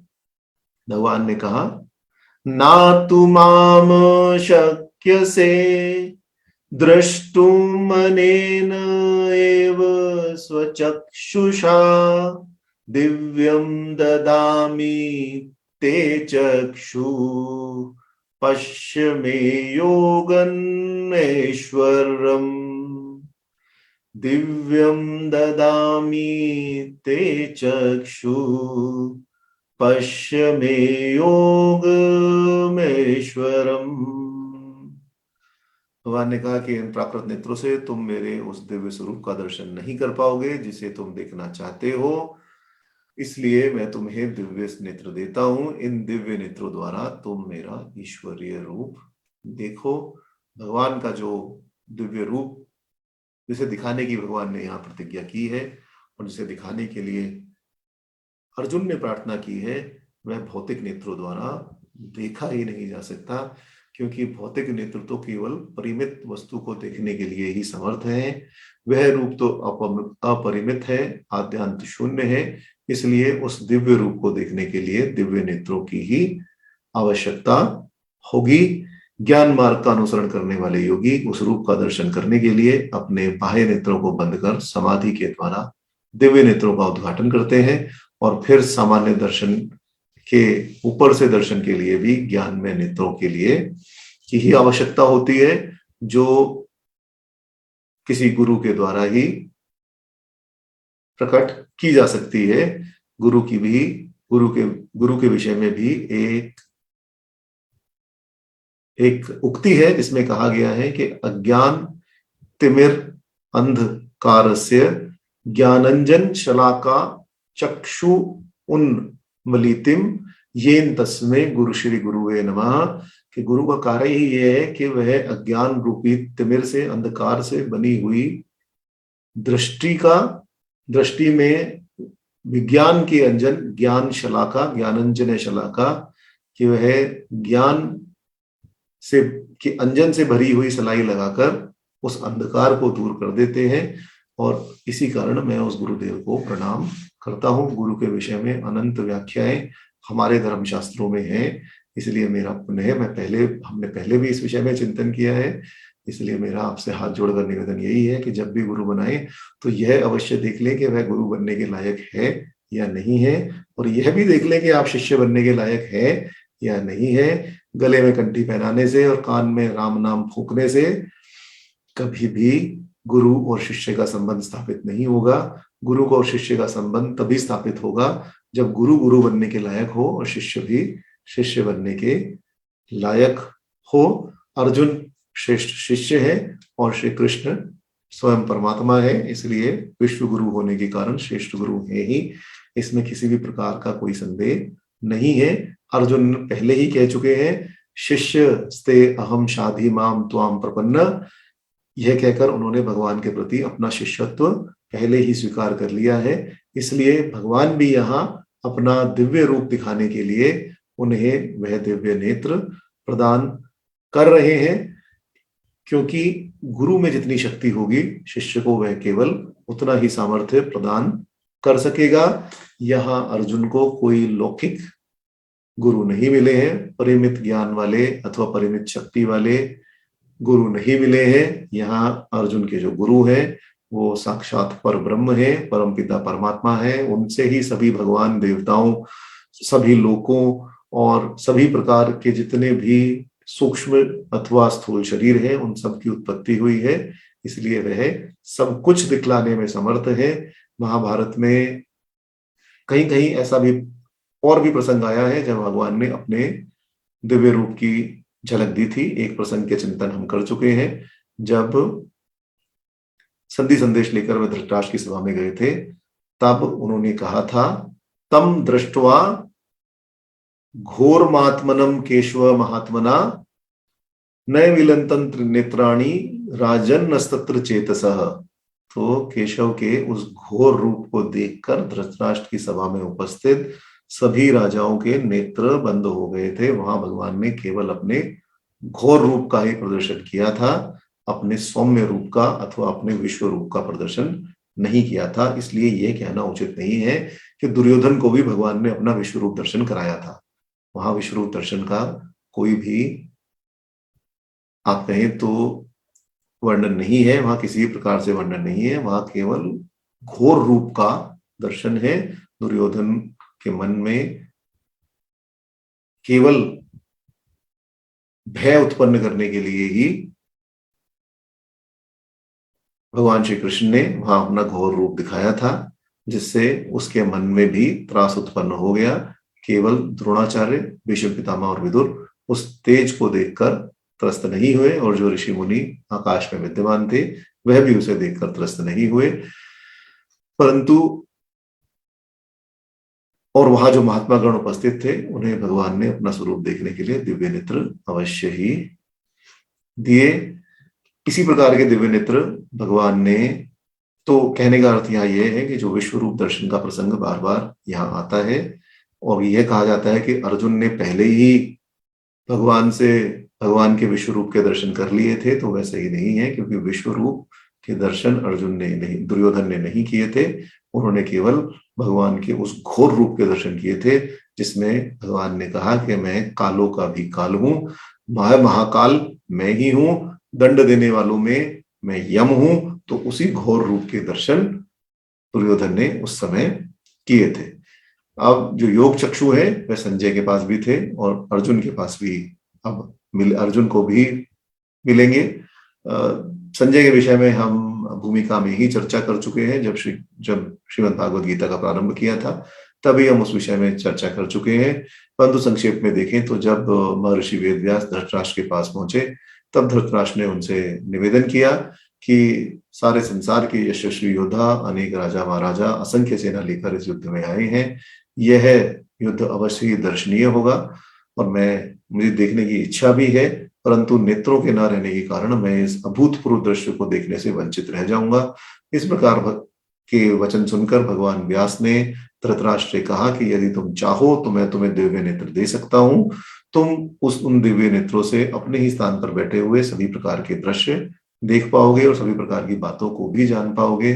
तब धृतराष्ट्र ने कहा कि मेरा सारा जीवन तो बिना नेत्रों के ही कट गया, और अब जब बंधु संहार का दृश्य आया है तो केवल अपने बंधुओं का संहार देखने के लिए मैं इन दिव्य नेत्रों को नहीं चाहता। यदि आप मुझ पर कृपा चाहते हैं तो आप किसी ऐसे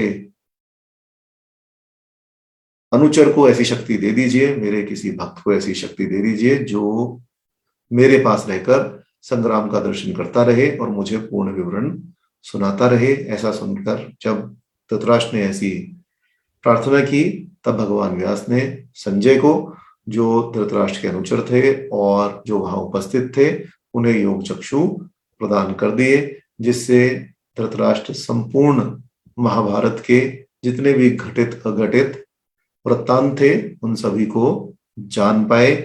और वह पहले 10 दिन तो युद्ध भूमि में रहे। जब भीष्म पितामह का क्षय हो गया, जब वह प्राण त्यागने के लिए बाणशैया पर उपस्थित हो गए, तब संजय ने आकर वह संपूर्ण विवरण अक्षर अक्षय धृतराष्ट्र को सुनाए, और उसके पश्चात वहीं बैठे बैठे उन्होंने धृतराष्ट्र को बाकी दिनों का महत्व और बाकी दिनों का जो भी समाचार युद्ध का था वह सुनाया।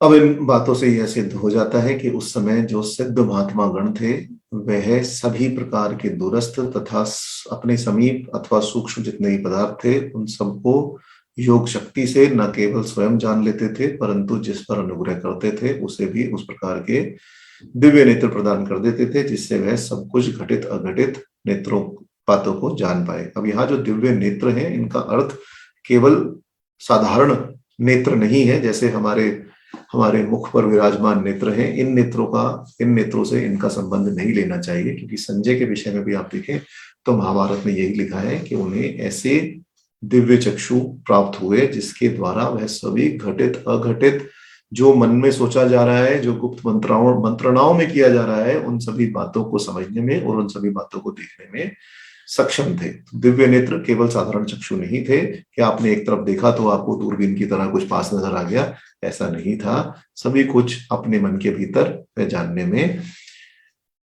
सक्षम थे। जब महर्षि वेदव्यास इस प्रकार के दिव्य चक्षु देने में समर्थ है, तो भगवान के समर्थ की तो कोई बात ही नहीं है। इसलिए अर्जुन को कहीं यह शंका ना हो जाए कि आप मुझे दिव्य चक्षु देने की बात कर रहे हैं, तो मेरे प्राकृत मित्रों का आप क्या करेंगे। इस पर कुछ महात्माओं ने यह टिप्पणी की है कि तुम्हारे जो प्राकृत नेत्र है, इन पर कोई भी असर नहीं पड़ेगा, परंतु अपना रूप देखने के लिए मैं तुम्हें समर्थ चक्षु प्रदान करूंगा। तुम्हारे नेत्रों से तो केवल आवरण ही हटाना है, जिससे यह सूक्ष्म पदार्थ तुम्हें दिखाई देना प्रारंभ हो जाएंगे। कुछ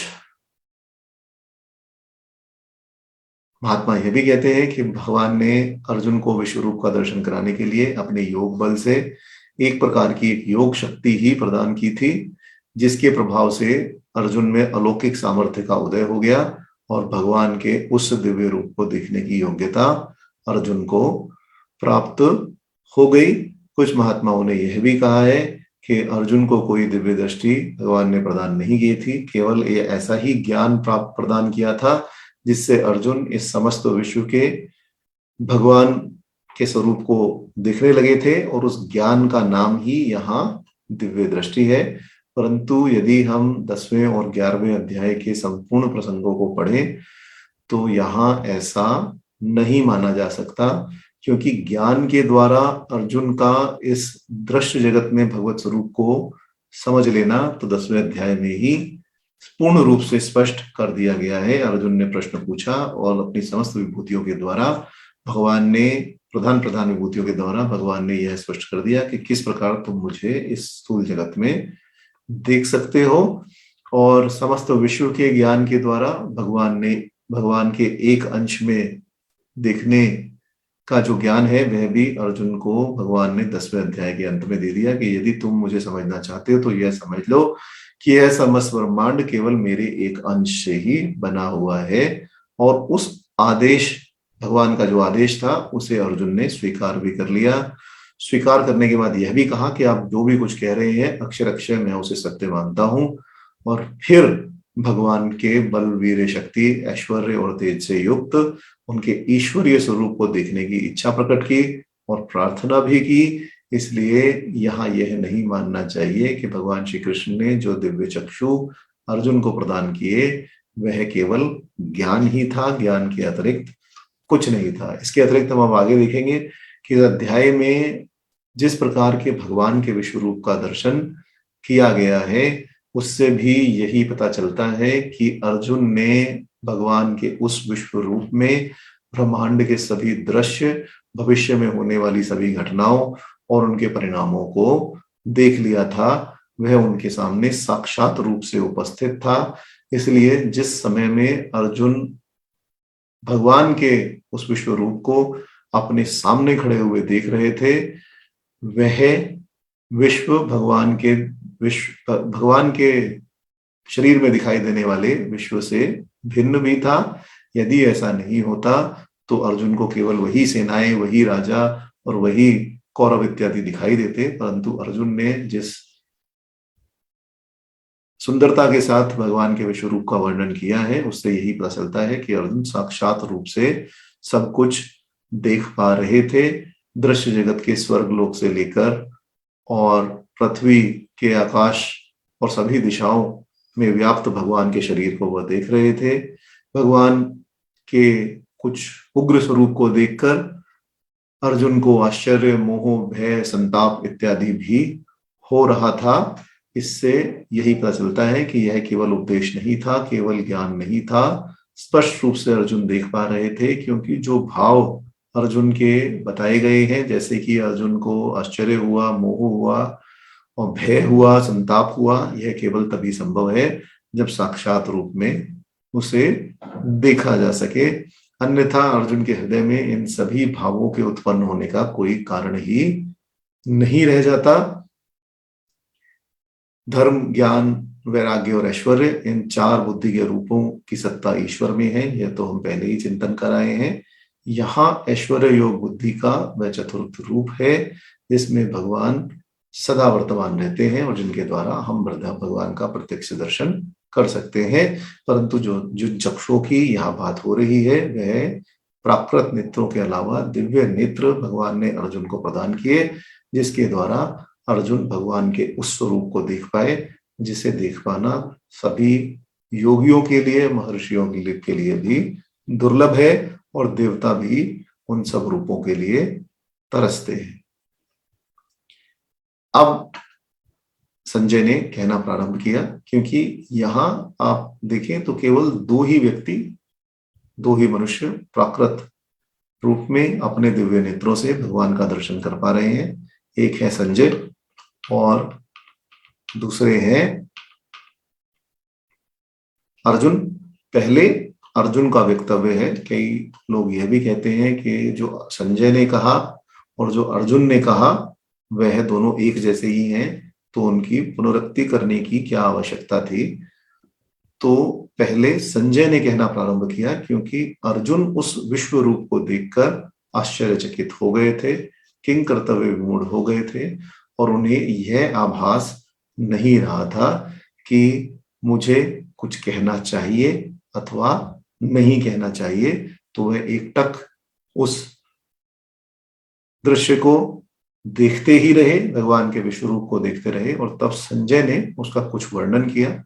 जब अर्जुन को चेत हुआ तब अर्जुन ने भी उस विश्व रूप का, जैसा अर्जुन ने अपनी आंखों से देखा था वैसा ही श्री कृष्ण के सामने निवेदन करना प्रारंभ कर दिया। तो सबसे पहले संजय ने भगवान के उस रूप का वर्णन करना प्रारंभ किया। संजय उवाच एवं मुक्ता तत राजन् महायोगेश्वरो हरि दर्शमास पार्थाय परमं रूपम् ऐश्वर्यम्।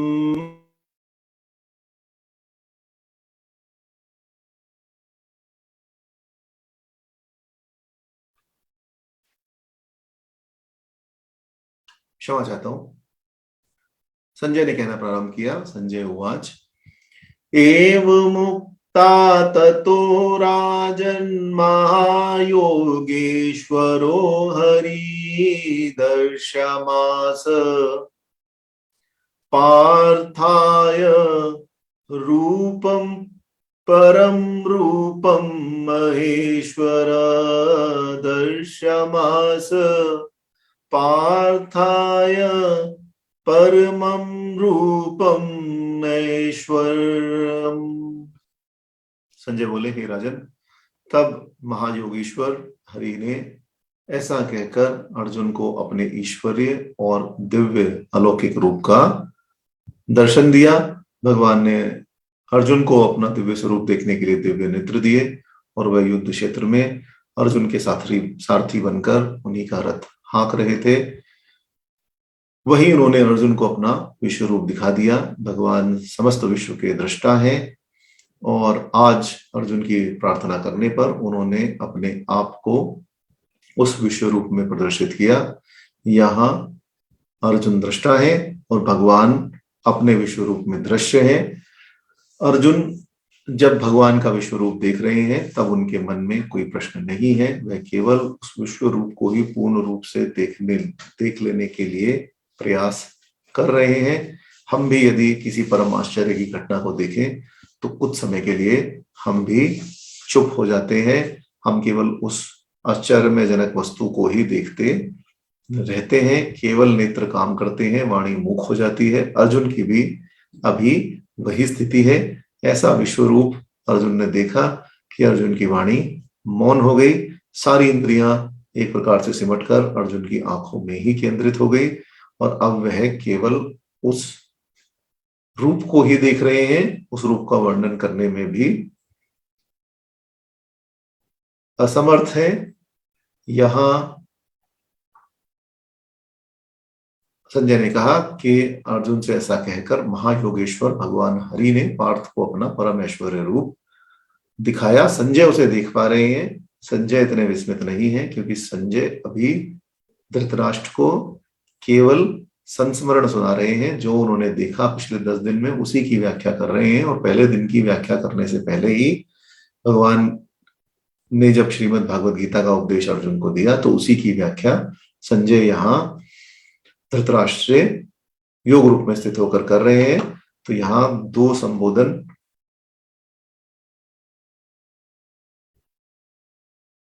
संजय ने भगवान के प्रति किए हैं। एक है महायोगेश्वर और दूसरा है हरि।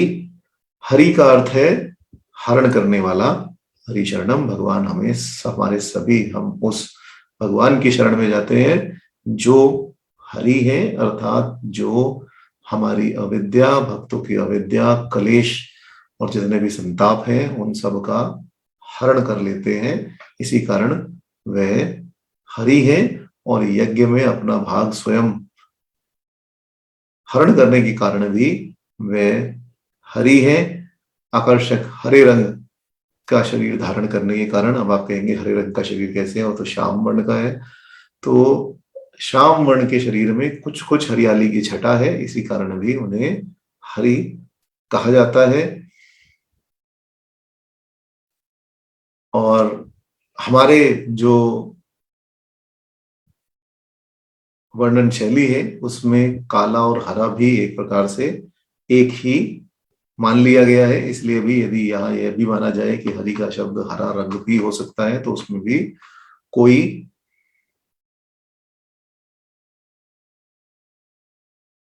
विरोध नहीं होना चाहिए। दूसरा विशेषण यहाँ दिया महायोगेश्वर। प्रकृति तो भगवान की शक्ति है ही, प्रकृति का स्वरूप हरा है, इसलिए भगवान का स्वरूप भी हरा है। यह भी आप यहाँ मान सकते हैं। और भगवान का विशेषण यहाँ महायोगेश्वर भी दिया। इसमें कोई शंका है ही नहीं कि भगवान ही महायोगेश्वर हैं। भगवान के द्वारा ही समस्त योगों का निष्पादन होता है और सभी मनुष्य भगवान को जानने में, समझने में, देखने में केवल इन योग शक्तियों के द्वारा ही समर्थ हो सकते हैं। विश्व रूप दिखाने की पूर्ण शक्ति का इसी विशेषण से तात्पर्य है कि यह महायोगेश्वर है, इसीलिए वह पूर्ण रूप से विश्व रूप का दर्शन करा सकते हैं। अन्य प्रकार के आश्चर्य को दिखा देना तो कोई जादूगर, बाजीगर भी दिखा सकता है। भगवान ने धृतराष्ट्र की सभा में जब अपने उस घोर रूप का प्रदर्शन किया तब दुर्योधन को भगवान के प्रति आस्था हो जानी चाहिए थी, परंतु वहां भी दुर्योधन ने केवल यही उत्तर दिया कि हम तो राजा हैं और ऐसे बाजीगर जैसे श्री कृष्ण है, ऐसे बाजीगर तो राजाओं के पास आकर अपना कौतुक दिखलाया ही करते हैं। इतनी बुद्धि भ्रष्ट हो गई थी कि भगवान का प्रत्यक्ष रूप देखकर भी, चाहे वह घोर रूप ही था, परंतु वह घोर रूप देखकर भी दुर्योधन श्री कृष्ण के प्रति श्रद्धावान न हो सका और यही उसके पतन का कारण बना। भगवान के चेतावनी देने पर भी दुर्योधन सचेत नहीं हुआ, परंतु अर्जुन और संजय यह दोनों तो भगवान के स्वरूप को यथार्थ रूप से समझते हैं, इसलिए विश्व रूप दर्शन में उनके पूर्ण सामर्थ्य, भगवान का पूर्ण सामर्थ्य है। और उसी को बताने के लिए संजय ने यहाँ महायोगेश्वर शब्द का प्रयोग किया है कि ऐसा मत समझना कि जैसे तुम्हारा पुत्र, एक प्रकार से वह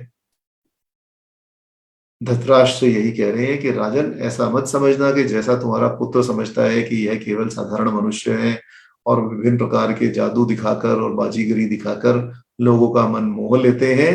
यह संपूर्ण रूप से महायोगेश्वर है और स्वयं हरि है, स्वयं ही परमपिता परमात्मा है। भक्तों के कलेश का, भक्तों के आपत्तियों को यही हरण करने वाले हैं, यही महायोगेश्वर है। योग का अर्थ है जीव और ब्रह्म की एकता। जो महापुरुष होने के साथ साथ इस योग को भी पूर्ण रूप से जानते हैं, उन सुखदेव, वामदेव, याज्ञवल्क्य, जनक आदि के भी ईश्वर होने के कारण यह महायोगेश्वर कहलाते हैं। और इस प्रकार भगवान ही वह महायोगी है जो सभी प्रकार से अपना योग प्रदान करने में समर्थ है। योग का अर्थ हम पहले भी चिंतन कर चुके हैं कि योग का अर्थ केवल शारीरिक योग नहीं लेना चाहिए। ज्ञान योग, भक्ति योग, वैराग्य योग सभी को योग शब्द में ही संपूर्ण रूप से निहित किया जा सकता है। केवल शारीरिक क्रियाओं को करना ही योग नहीं है, मानसिक क्रियाओं को करना भी योग ही है। अब प्रारंभ में हम यह भी कह चुके हैं कि अर्जुन समस्त जीवों का यहाँ प्रतिनिधि है और उपदेष्टा साक्षात भगवान परब्रह्म श्री कृष्ण उपस्थित है।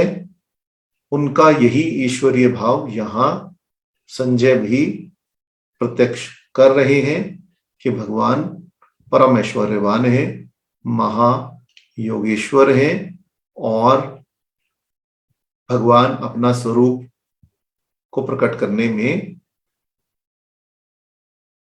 सक्षम है और वही असाधारण रूप भगवान ने यहां दिखाया।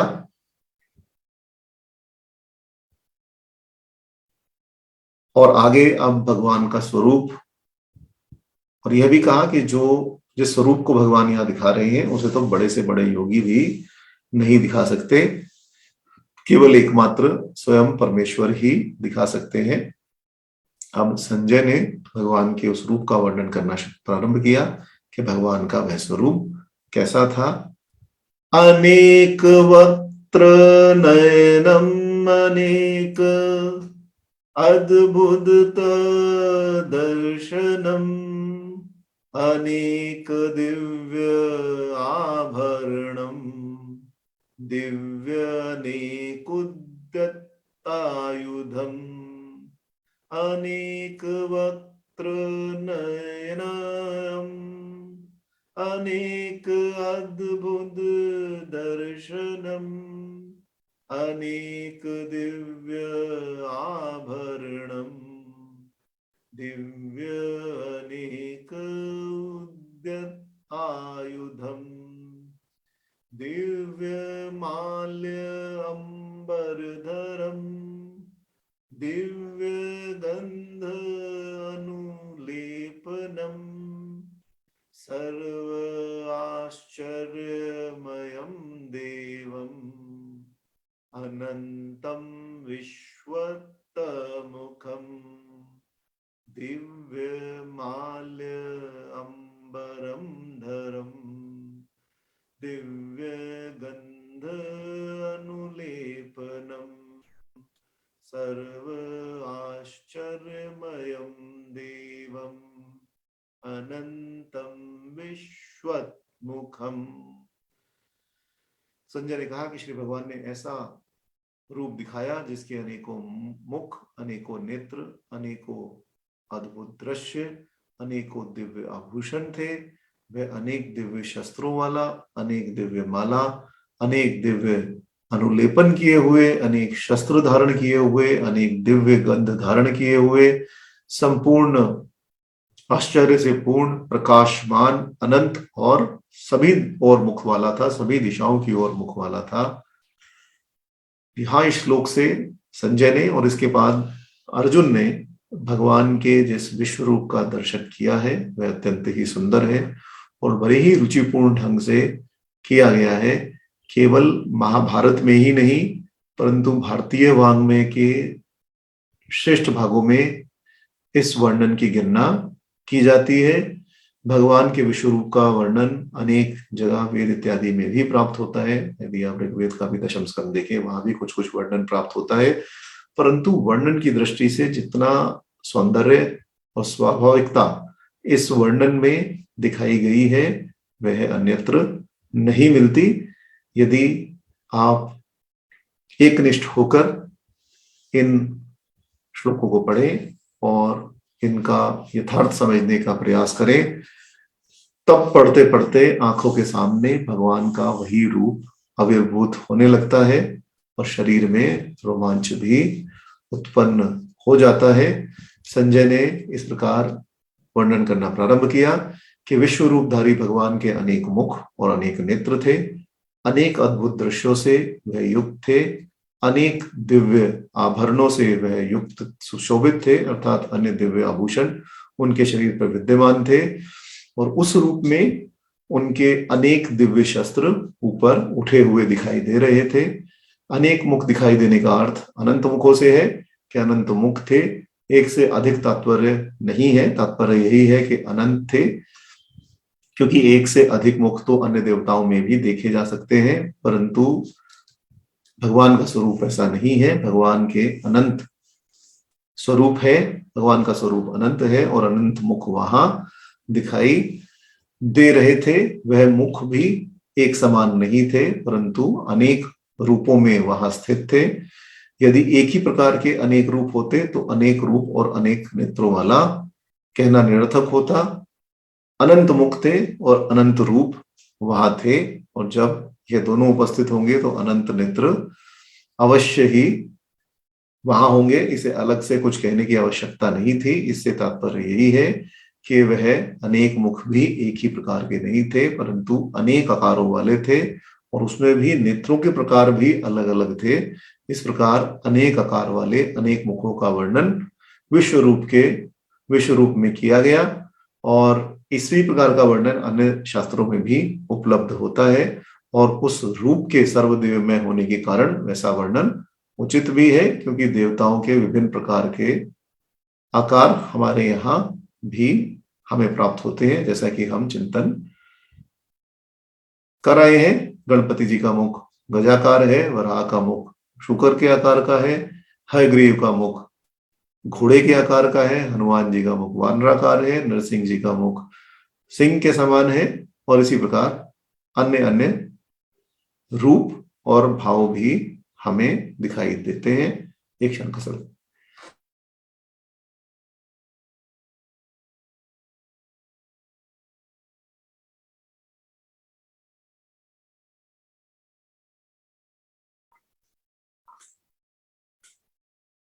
क्षमा चाहता हूं। तो इस विषय में अत्यधिक विविधता का विवेचन यदि हम करेंगे तो वह तो अप्रासंगिक हो जाएगा, परंतु यह कह देना अवश्य है कि देवताओं के वर्णन में रूपों के इस विविधता का कारण यही है कि जिस देवता के रूप में हम भगवान को पूजना चाहते हैं, उसी देवताओं के रूप में भगवान अपने आप को प्रकट कर देते हैं। परंतु यहाँ भगवान अपना विश्व रूप दिखा रहे हैं, तो विश्व रूप में सभी देवी देवता अलग अलग आकार के, अलग अलग रूपों में, अलग अलग आयुधों को लिए हुए, अलग अलग दिव्य आभूषणों से आभूषित हुए सभी भगवान के रूप में ही अवस्थित है।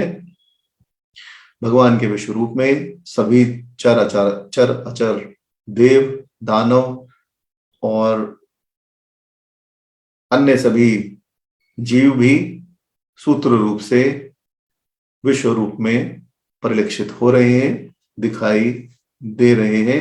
विश्व रूप में अर्जुन को भी देवताओं का साक्षात्कार हुआ। यह आगे हम चिंतन करेंगे, जब अर्जुन कहेंगे कि मुझे आपके शरीर में सभी देवी देवता भी दिखाई दे रहे हैं। और साथ ही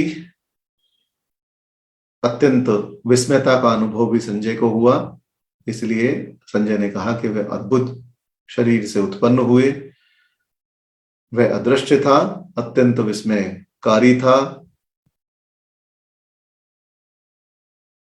और भगवान ने भी पहले अदृष्ट पूर्वक आश्चर्यजनक शरीर को दिखाने की ही प्रतिज्ञा की थी। उसके साथ विश्व रूप में अद्भुत दृश्यों को देखने का वर्णन एक प्रकार से एक वाक्यता ही है। वह रूप अनेक दिव्य आभूषणों से युक्त था। ऐश्वर्य रूप में आभूषण रहते ही हैं। शरीर, भगवान के शरीर पर दिव्य आभूषण सदा विराजमान रहते हैं। कौस्तुभ मणि उनकी ग्रीवा में सर्वदा शोभित रहती है। श्रीवत्स चिन्ह भी भगवान के आभूषण के रूप में उनके वक्ष स्थल पर विराजमान रहता है। मुकुट, कुंडल, हार, केयूर, अंगद, कंकण इत्यादि की विलक्षणता भी भगवान श्री कृष्ण के प्रसंग में श्रीमद् भागवत आदि पुराणों में अनेक प्रकार से वर्णित की गई है। आभूषणों को सभी देवताओं के ध्यान में भी अनिवार्य स्थान दिया गया है। उपासना में सबसे पहली आवश्यकता है चित्रवृत्ति की एकाग्रता। चित्र की एकाग्रता, आभूषणों का ध्यान मानसिक उत्सुकता को जागृत कर चंचलता को निवृत्त करने में सहायक होती है। भगवान ध्यान मुद्रा में अपने इष्ट देव के दर्शन का प्रयास करते समय सबसे पहले आभूषणों पर ही अपने मन को केंद्रित करता है सुंदर सुंदर आभूषणों के मानसिक स्मरण से। जब चित्तवृत्ति एकाग्र हो जाती है तब उपास्य देव का दर्शन का स्वरूप, उपास्य देव के स्वरूप का दर्शन और अत्यधिक सुकर हो जाता है, आसानी से प्राप्त किया जा सकता है। इसलिए उपासना पद्धति में भी आभूषणों का महत्व है। इसीलिए आप देखेंगे कि जितने भी भगवानों के चित्र बनाए जाते हैं उसमें आभूषण अवश्य ही होते हैं। जिस भी प्रकार के आभूषण वे धारण करें, भगवान शंकर के आभूषण मुंडों की माला है, परंतु उसके साथ ही चंद्रमा और गंगा जी भी उनके आभूषणों में सम्मिलित हैं। अनेक प्रकार से इन चिन्हों के विषय में पुराणों में वर्णन हमें अवश्य ही मिलता है। विष्णु पुराण में भी हम देखें तो भगवान के आभूषण और आयुधों का विस्तृत वर्णन हमें वहां प्राप्त होता है। आभूषण को धारण करना प्रसन्नता और मांगल्य का भी सूचक है। प्राचीन काल में और आज भी जब मांगलिक कार्य होते हैं तो आभूषण धारण किए जाते हैं। विश्व रूप दर्शन में भी वही सब दिव्य आभरण आभूषण जो अनेकों देवों ने धारण किए हुए थे, उन सब का लक्ष्य भी यहाँ किया गया है, वह सब भी दिखाई दे रहे हैं। इसी प्रकार से जो आयुध हैं उनका भी आयुध दर्शन भी यहाँ हो रहा है। संग्राम के समय आयुध दर्शन का विशेष महत्व है। अनेक प्रकार के प्राचीन काल में अनेक प्रकार के शस्त्रों का, आयुधों का प्रयोग होता था। गदा, खड्ग, धनुष, बाण, पट्टिश, तोमर सभी का प्रयोग होता था। भगवान की भी कोमोद नाम की गदा है, नंदक नाम का खड्ग है और सुदर्शन चक्र आदि आयुध भगवान अपने रूप में धारण करते हैं। और दुष्टों का दलन और भक्तों का परित्राण ही उसका मुख्य कारण है। यह विश्व रूप में विभिन्न दिव्य आयुधों को धारण कर भगवान किए हुए हैं और यह सभी इसी का सूचक है कि जो विपक्षी पक्ष है, दुर्योधन का पक्ष है, उसका दमन अवश्य ही होगा। भगवान का यह रूप दिव्य मालाओं से, वस्त्रों से अलंकृत है, दिव्य गंध का उसमें अनुलेपन है, वह सभी प्रकार के आश्चर्यों से युक्त है, अनंत है, चारों ओर मुख वाला है। विश्व रूप दर्शन में अपने गले में भगवान ने बहुत सी सुंदर सुंदर तेजों में अलौकिक मालाएं धारण कर रखी हैं तथा वह बहुत प्रकार से अलौकिक वस्त्रों से भी सुसज्जित है। और इस प्रकार जो लौकिक गंधों से इतर अलौकिक गंध हैं जिनका कभी कोई वर्णन इस पृथ्वी लोक पर नहीं मिलता, उन दिव्य गंधों का भी अनुलेपन भगवान ने किया हुआ है जो कि इंद्रियों से ग्राह्य नहीं है। भगवान के उस विराट रूप में मुख, नेत्र, आभूषण, शस्त्रमाला, वस्त्र और गंध सभी आश्चर्यजनक थे। और अर्जुन ने भगवान के जिस विश्व रूप का दर्शन किया वह इतना अनंत था, इतना लंबा चौड़ा था कि उसका कोई भी अंत नहीं था। उसके मुख सभी दिशाओं में व्याप्त थे। इसके बाद आगे संजय ने कहना प्रारंभ किया कि उस रूप में और क्या विशेषता थी। कहा कि दिवि सूर्य सहस्त्रस्य भवेत युगपत् उत्थिता यदि भासा दृष्टि स्यात् भास तस्य महात्मनः यदि भासा दृष्टि स्यात् भासः तस्य महात्मनः। कि यदि इतना दिव्य स्वरूप था कि यदि आकाश में सहस्त्र सूर्य एक साथ उत्पन्न हो जाए तो भी वह प्रकाश उस विश्व रूप परमात्मा के तेज के समान हो ही नहीं सकता, अर्थात दोनों की कोई भी तुलना नहीं है। वह दिव्य रूप ऐसा था जैसे यदि आकाश में हजारों सैकड़ों सूर्य प्रकट हो जाए और वह एक साथ मिलकर दर्शन दे तो उससे जो तेज पुंज उत्पन्न होगा उस महान विश्वात्मक रूप परमपिता परमात्मा की वह झलक के मात्र भी नहीं है। विश्व रूप प्रकट होते ही उसका अपरिमित प्रकाश संपूर्ण अंतरिक्ष में व्याप्त हो गया। वही यह तेज है जिसके एक अंश से भगवान इस लोक को धारण किए हुए रहते हैं। यह प्रकाश अपरिमेय है, इसकी किसी भी प्रकार से ना तो गणना की जा सकती है और ना ही इसकी किसी से तुलना रह सकती है। परब्रह्म दिव्य तेज सर्वदा आवृत रहता है। आत्मा का तेज भी दिव्य होता है। साधना मार्ग या भक्ति मार्ग में पहले आंतरिक तेज के ध्यान से बाह्य तेज का अतिक्रमण किया जाता है और फिर आंतरिक विशुद्ध आत्म तेज में परब्रह्म को मिलाया जाता है। तो इस प्रकार हमारी आत्मा में भी जो तेज विद्यमान है वह भी उस परम विश्व रूप परमात्मा के तेज का ही एक बहुत छोटा सा अंश है। बृहदारण्यक के उपनिषद में भी जनक जी याज्ञवल्क्य से प्रश्न करते हैं कि भगवान संसार में ज्योति या प्रकाश क्या है। याज्ञवल्क्य उत्तर देते हैं कि सूर्य ही प्रकाश है। इस पर जनक पुनः प्रश्न करते हैं कि सूर्य का प्रकाश तो दिन में ही सुलभ होता है, जब रात्रि में सूर्य नहीं रहता तब कौन सा प्रकाश रहता है। तब याज्ञवल्क्य जी कहते हैं कि उस समय चंद्र का प्रकाश समस्त जगत के कार्य का निर्वाहक है, वही प्रकाश इस समस्त संसार को प्रकाशमान करता है। जनक ने कहा कि चंद्रमा भी शुक्ल पक्ष में ही प्रकाश फैलाता है, जब कृष्ण पक्ष में वह नहीं रहता तब किसका प्रकाश व्यवहार का परिचालन करता है। इस पर याज्ञवल्क्य ने जनक के जिज्ञासा भाव की सराहना करते हुए उत्तर दिया कि उस समय अग्नि का प्रकाश जगत के व्यवहार का निर्वाहक होता है। परंतु जनक जी ने फिर प्रश्न किया कि जहां अग्नि भी सुलभ नहीं है और अन्य प्रकाशों की भी सब संभावना नहीं है, वहां कौन सा प्रकाश निर्वाहक है। तब याज्ञवल्क्य जी ने बड़ी प्रसन्नता से उत्तर दिया कि जहां अरण्य आदि में घोर अंधकार व्याप्त हो और व्यवहार का परिचालन वाणी के आधार पर अथवा शब्द के आधार पर ही होता है। निर्जन अरण्य में अनेक प्रकार के शब्दों को सुनकर या परस्पर वाणी के आदान प्रदान के द्वारा थोड़ा बहुत व्यवहार संचालन हो जाता है। वाणी ही उस समय प्रकाश का काम देती है। तब अंतिम प्रश्न फिर भगवान जनक ने किया कि भगवान जिस समय गहरी निद्रा में प्राणी विलीन रहता है उस समय उसके लिए सूर्य चंद्र अग्नि या वाणी कोई भी प्रकाश काम के नहीं होते। तब वह केवल क्या अंधकार की अवस्था है या उस समय भी कोई प्रकाश है। इस पर याज्ञवल्क्य ने कहा कि वहां आत्मा का प्रकाश ही काम दे रहा है, वह प्रकाश ही सबका प्रकाशक है। जब कोई प्रकाश काम नहीं देता तब वह आत्मा का प्रकाश ही काम देता है। वह प्रकाश ही सब प्रकार के अंधकार को दूर करता है और भगवान का प्रत्यक्ष दर्शन भी वही प्रकाश करा देता है। यहाँ संजय अपनी वाणी से भगवान के उस दिव्य प्रकाशमय रूप का वर्णन कर रहे हैं कि वह रूप ऐसा है जिससे देखकर जिसकी तुलना सहस्रों सूर्यों के एक साथ उदय होने पर भी नहीं हो सकती और हम आत्मा से उसे ग्रहण कर रहे हैं।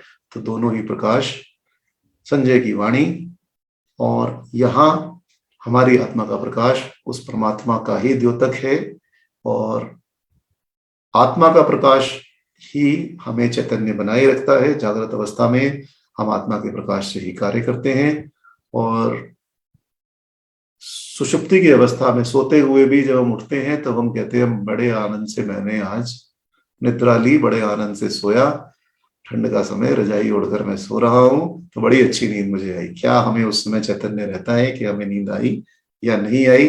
वह केवल आत्मा की ही अनुभूति है, आत्मा का ही प्रकाश है। कोई चैतन्य सत्ता जब है ही नहीं तब प्राणी को यह कैसे पता लगता है कि मैं बड़े आनंद से सोया? क्योंकि जब निद्रा में वह रहा तो उसे किसी प्रकार का कोई बोध नहीं रहा। वह आत्मा का प्रकाश, आत्मा का ज्ञान ही जीव को अनुभूत होता है। और इसे वेदांत ग्रंथों में भी कहा गया कि सूर्य चंद्र अग्नि और वाणी के प्रकाश के सम्यक शांत हो जाने पर, समस्त इंद्रिय गण के भी क्रिया शून्य हो जाने पर अपने तंत्रों को छोड़कर जो ज्योति अर्थों को प्रकाशित करने वाली चैतन्य है उसी को श्रुति ने अंतरात्मा कहा है और वह अंतरात्मा का प्रकाश है।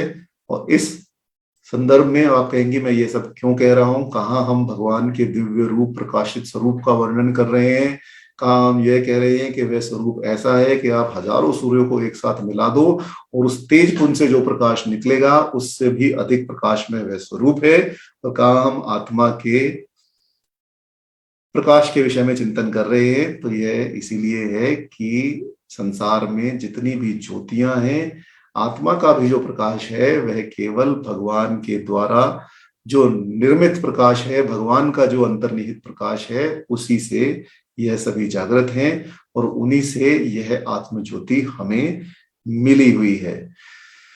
जिसकी आत्म ज्योति चली जाती है उसका संसार, उसे संसार में किसी भी ज्योति का आश्रय नहीं मिल सकता। और विश्व रूप का प्रकाश, यहाँ जो अर्जुन संजय साक्षात देख रहे हैं, विश्व रूप का प्रकाश इतना अपरिमित है कि हमारे ब्रह्मांड को प्रकाशित करने वाले सूर्य के समान जब हजारों सूर्य एक साथ उदित हो जाए तब वो सर्व ज्योति की ही तब भी उनकी तुलना उस सर्वमय ज्योति, सर्वात्म ज्योति से तक से नहीं हो सकती।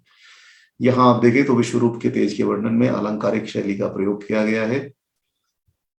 इसी प्रकार की शैली हमें हमारे अनेकों महाकाव्यों पुराणों में भी प्राप्त होती है। महाकवि माघ ने इसी प्रकार की अलंकारिक शैली का भगवान के वक्षस्थल का वर्णन करते हुए कहा है कि यदि आकाश में आकाश गंगा के जल की दो धाराएं अलग अलग प्रवाह के रूप में प्रवाहित हो जाएं तो उनमें भगवान श्री कृष्ण के तमाल वक्ष के समान नीले और दोनों ओर मुक्त लताओं से आबद्ध वक्षस्थल की उपमा दी जा सकती है। आकाश गंगा के दोनों ओर से गिरने वाले प्रवाह दोनों ओर आबद्ध मुक्त लता के समान होंगे और बीच में आकाश उनके वक्षस्थल के समान होगा, क्योंकि ऐसा अभी तक हुआ नहीं, इसलिए ऐसा होना संभव नहीं है। इसलिए यहाँ वक्ष की निरूपमता सिद्ध हो जाती है। कहना यही है कि अलंकारिक शैली है, अत्यंत ही सुंदर रूप से यहाँ संजय ने भगवान के उस विश्व रूप का वर्णन करना प्रारंभ किया है और यह कहा है कि आकाश में यदि सहस्रों सूर्य निकल आए तब भी उनका सम्मिलित प्रकाश उस विश्व रूप के प्रकाश की तुलना नहीं कर सकता। अर्थात वह जो प्रकाश है वह अतुलनीय है, अतुलित है, किसी भी प्रकार से उसका परिमाण नहीं किया जा सकता। इसलिए भगवान के तेज की कोई समानता नहीं है। जब सहस्त्रों सूर्यों की कांति भी उस रूप का कोई आभास नहीं दे सकती, तब उस प्रकाशमय रूप को अपरिमित ही कहा जाएगा। और इसीलिए यहां कहा कि संजय ने कहा कि भगवान ने अपना वह अपरिमित तेज से युक्त दिव्य रूप अर्जुन को दिखाया।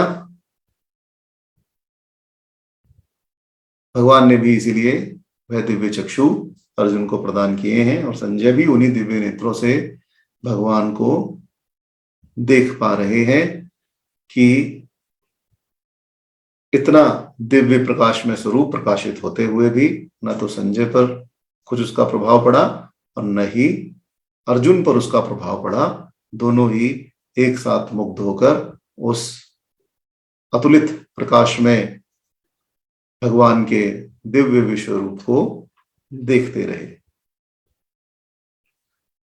और आगे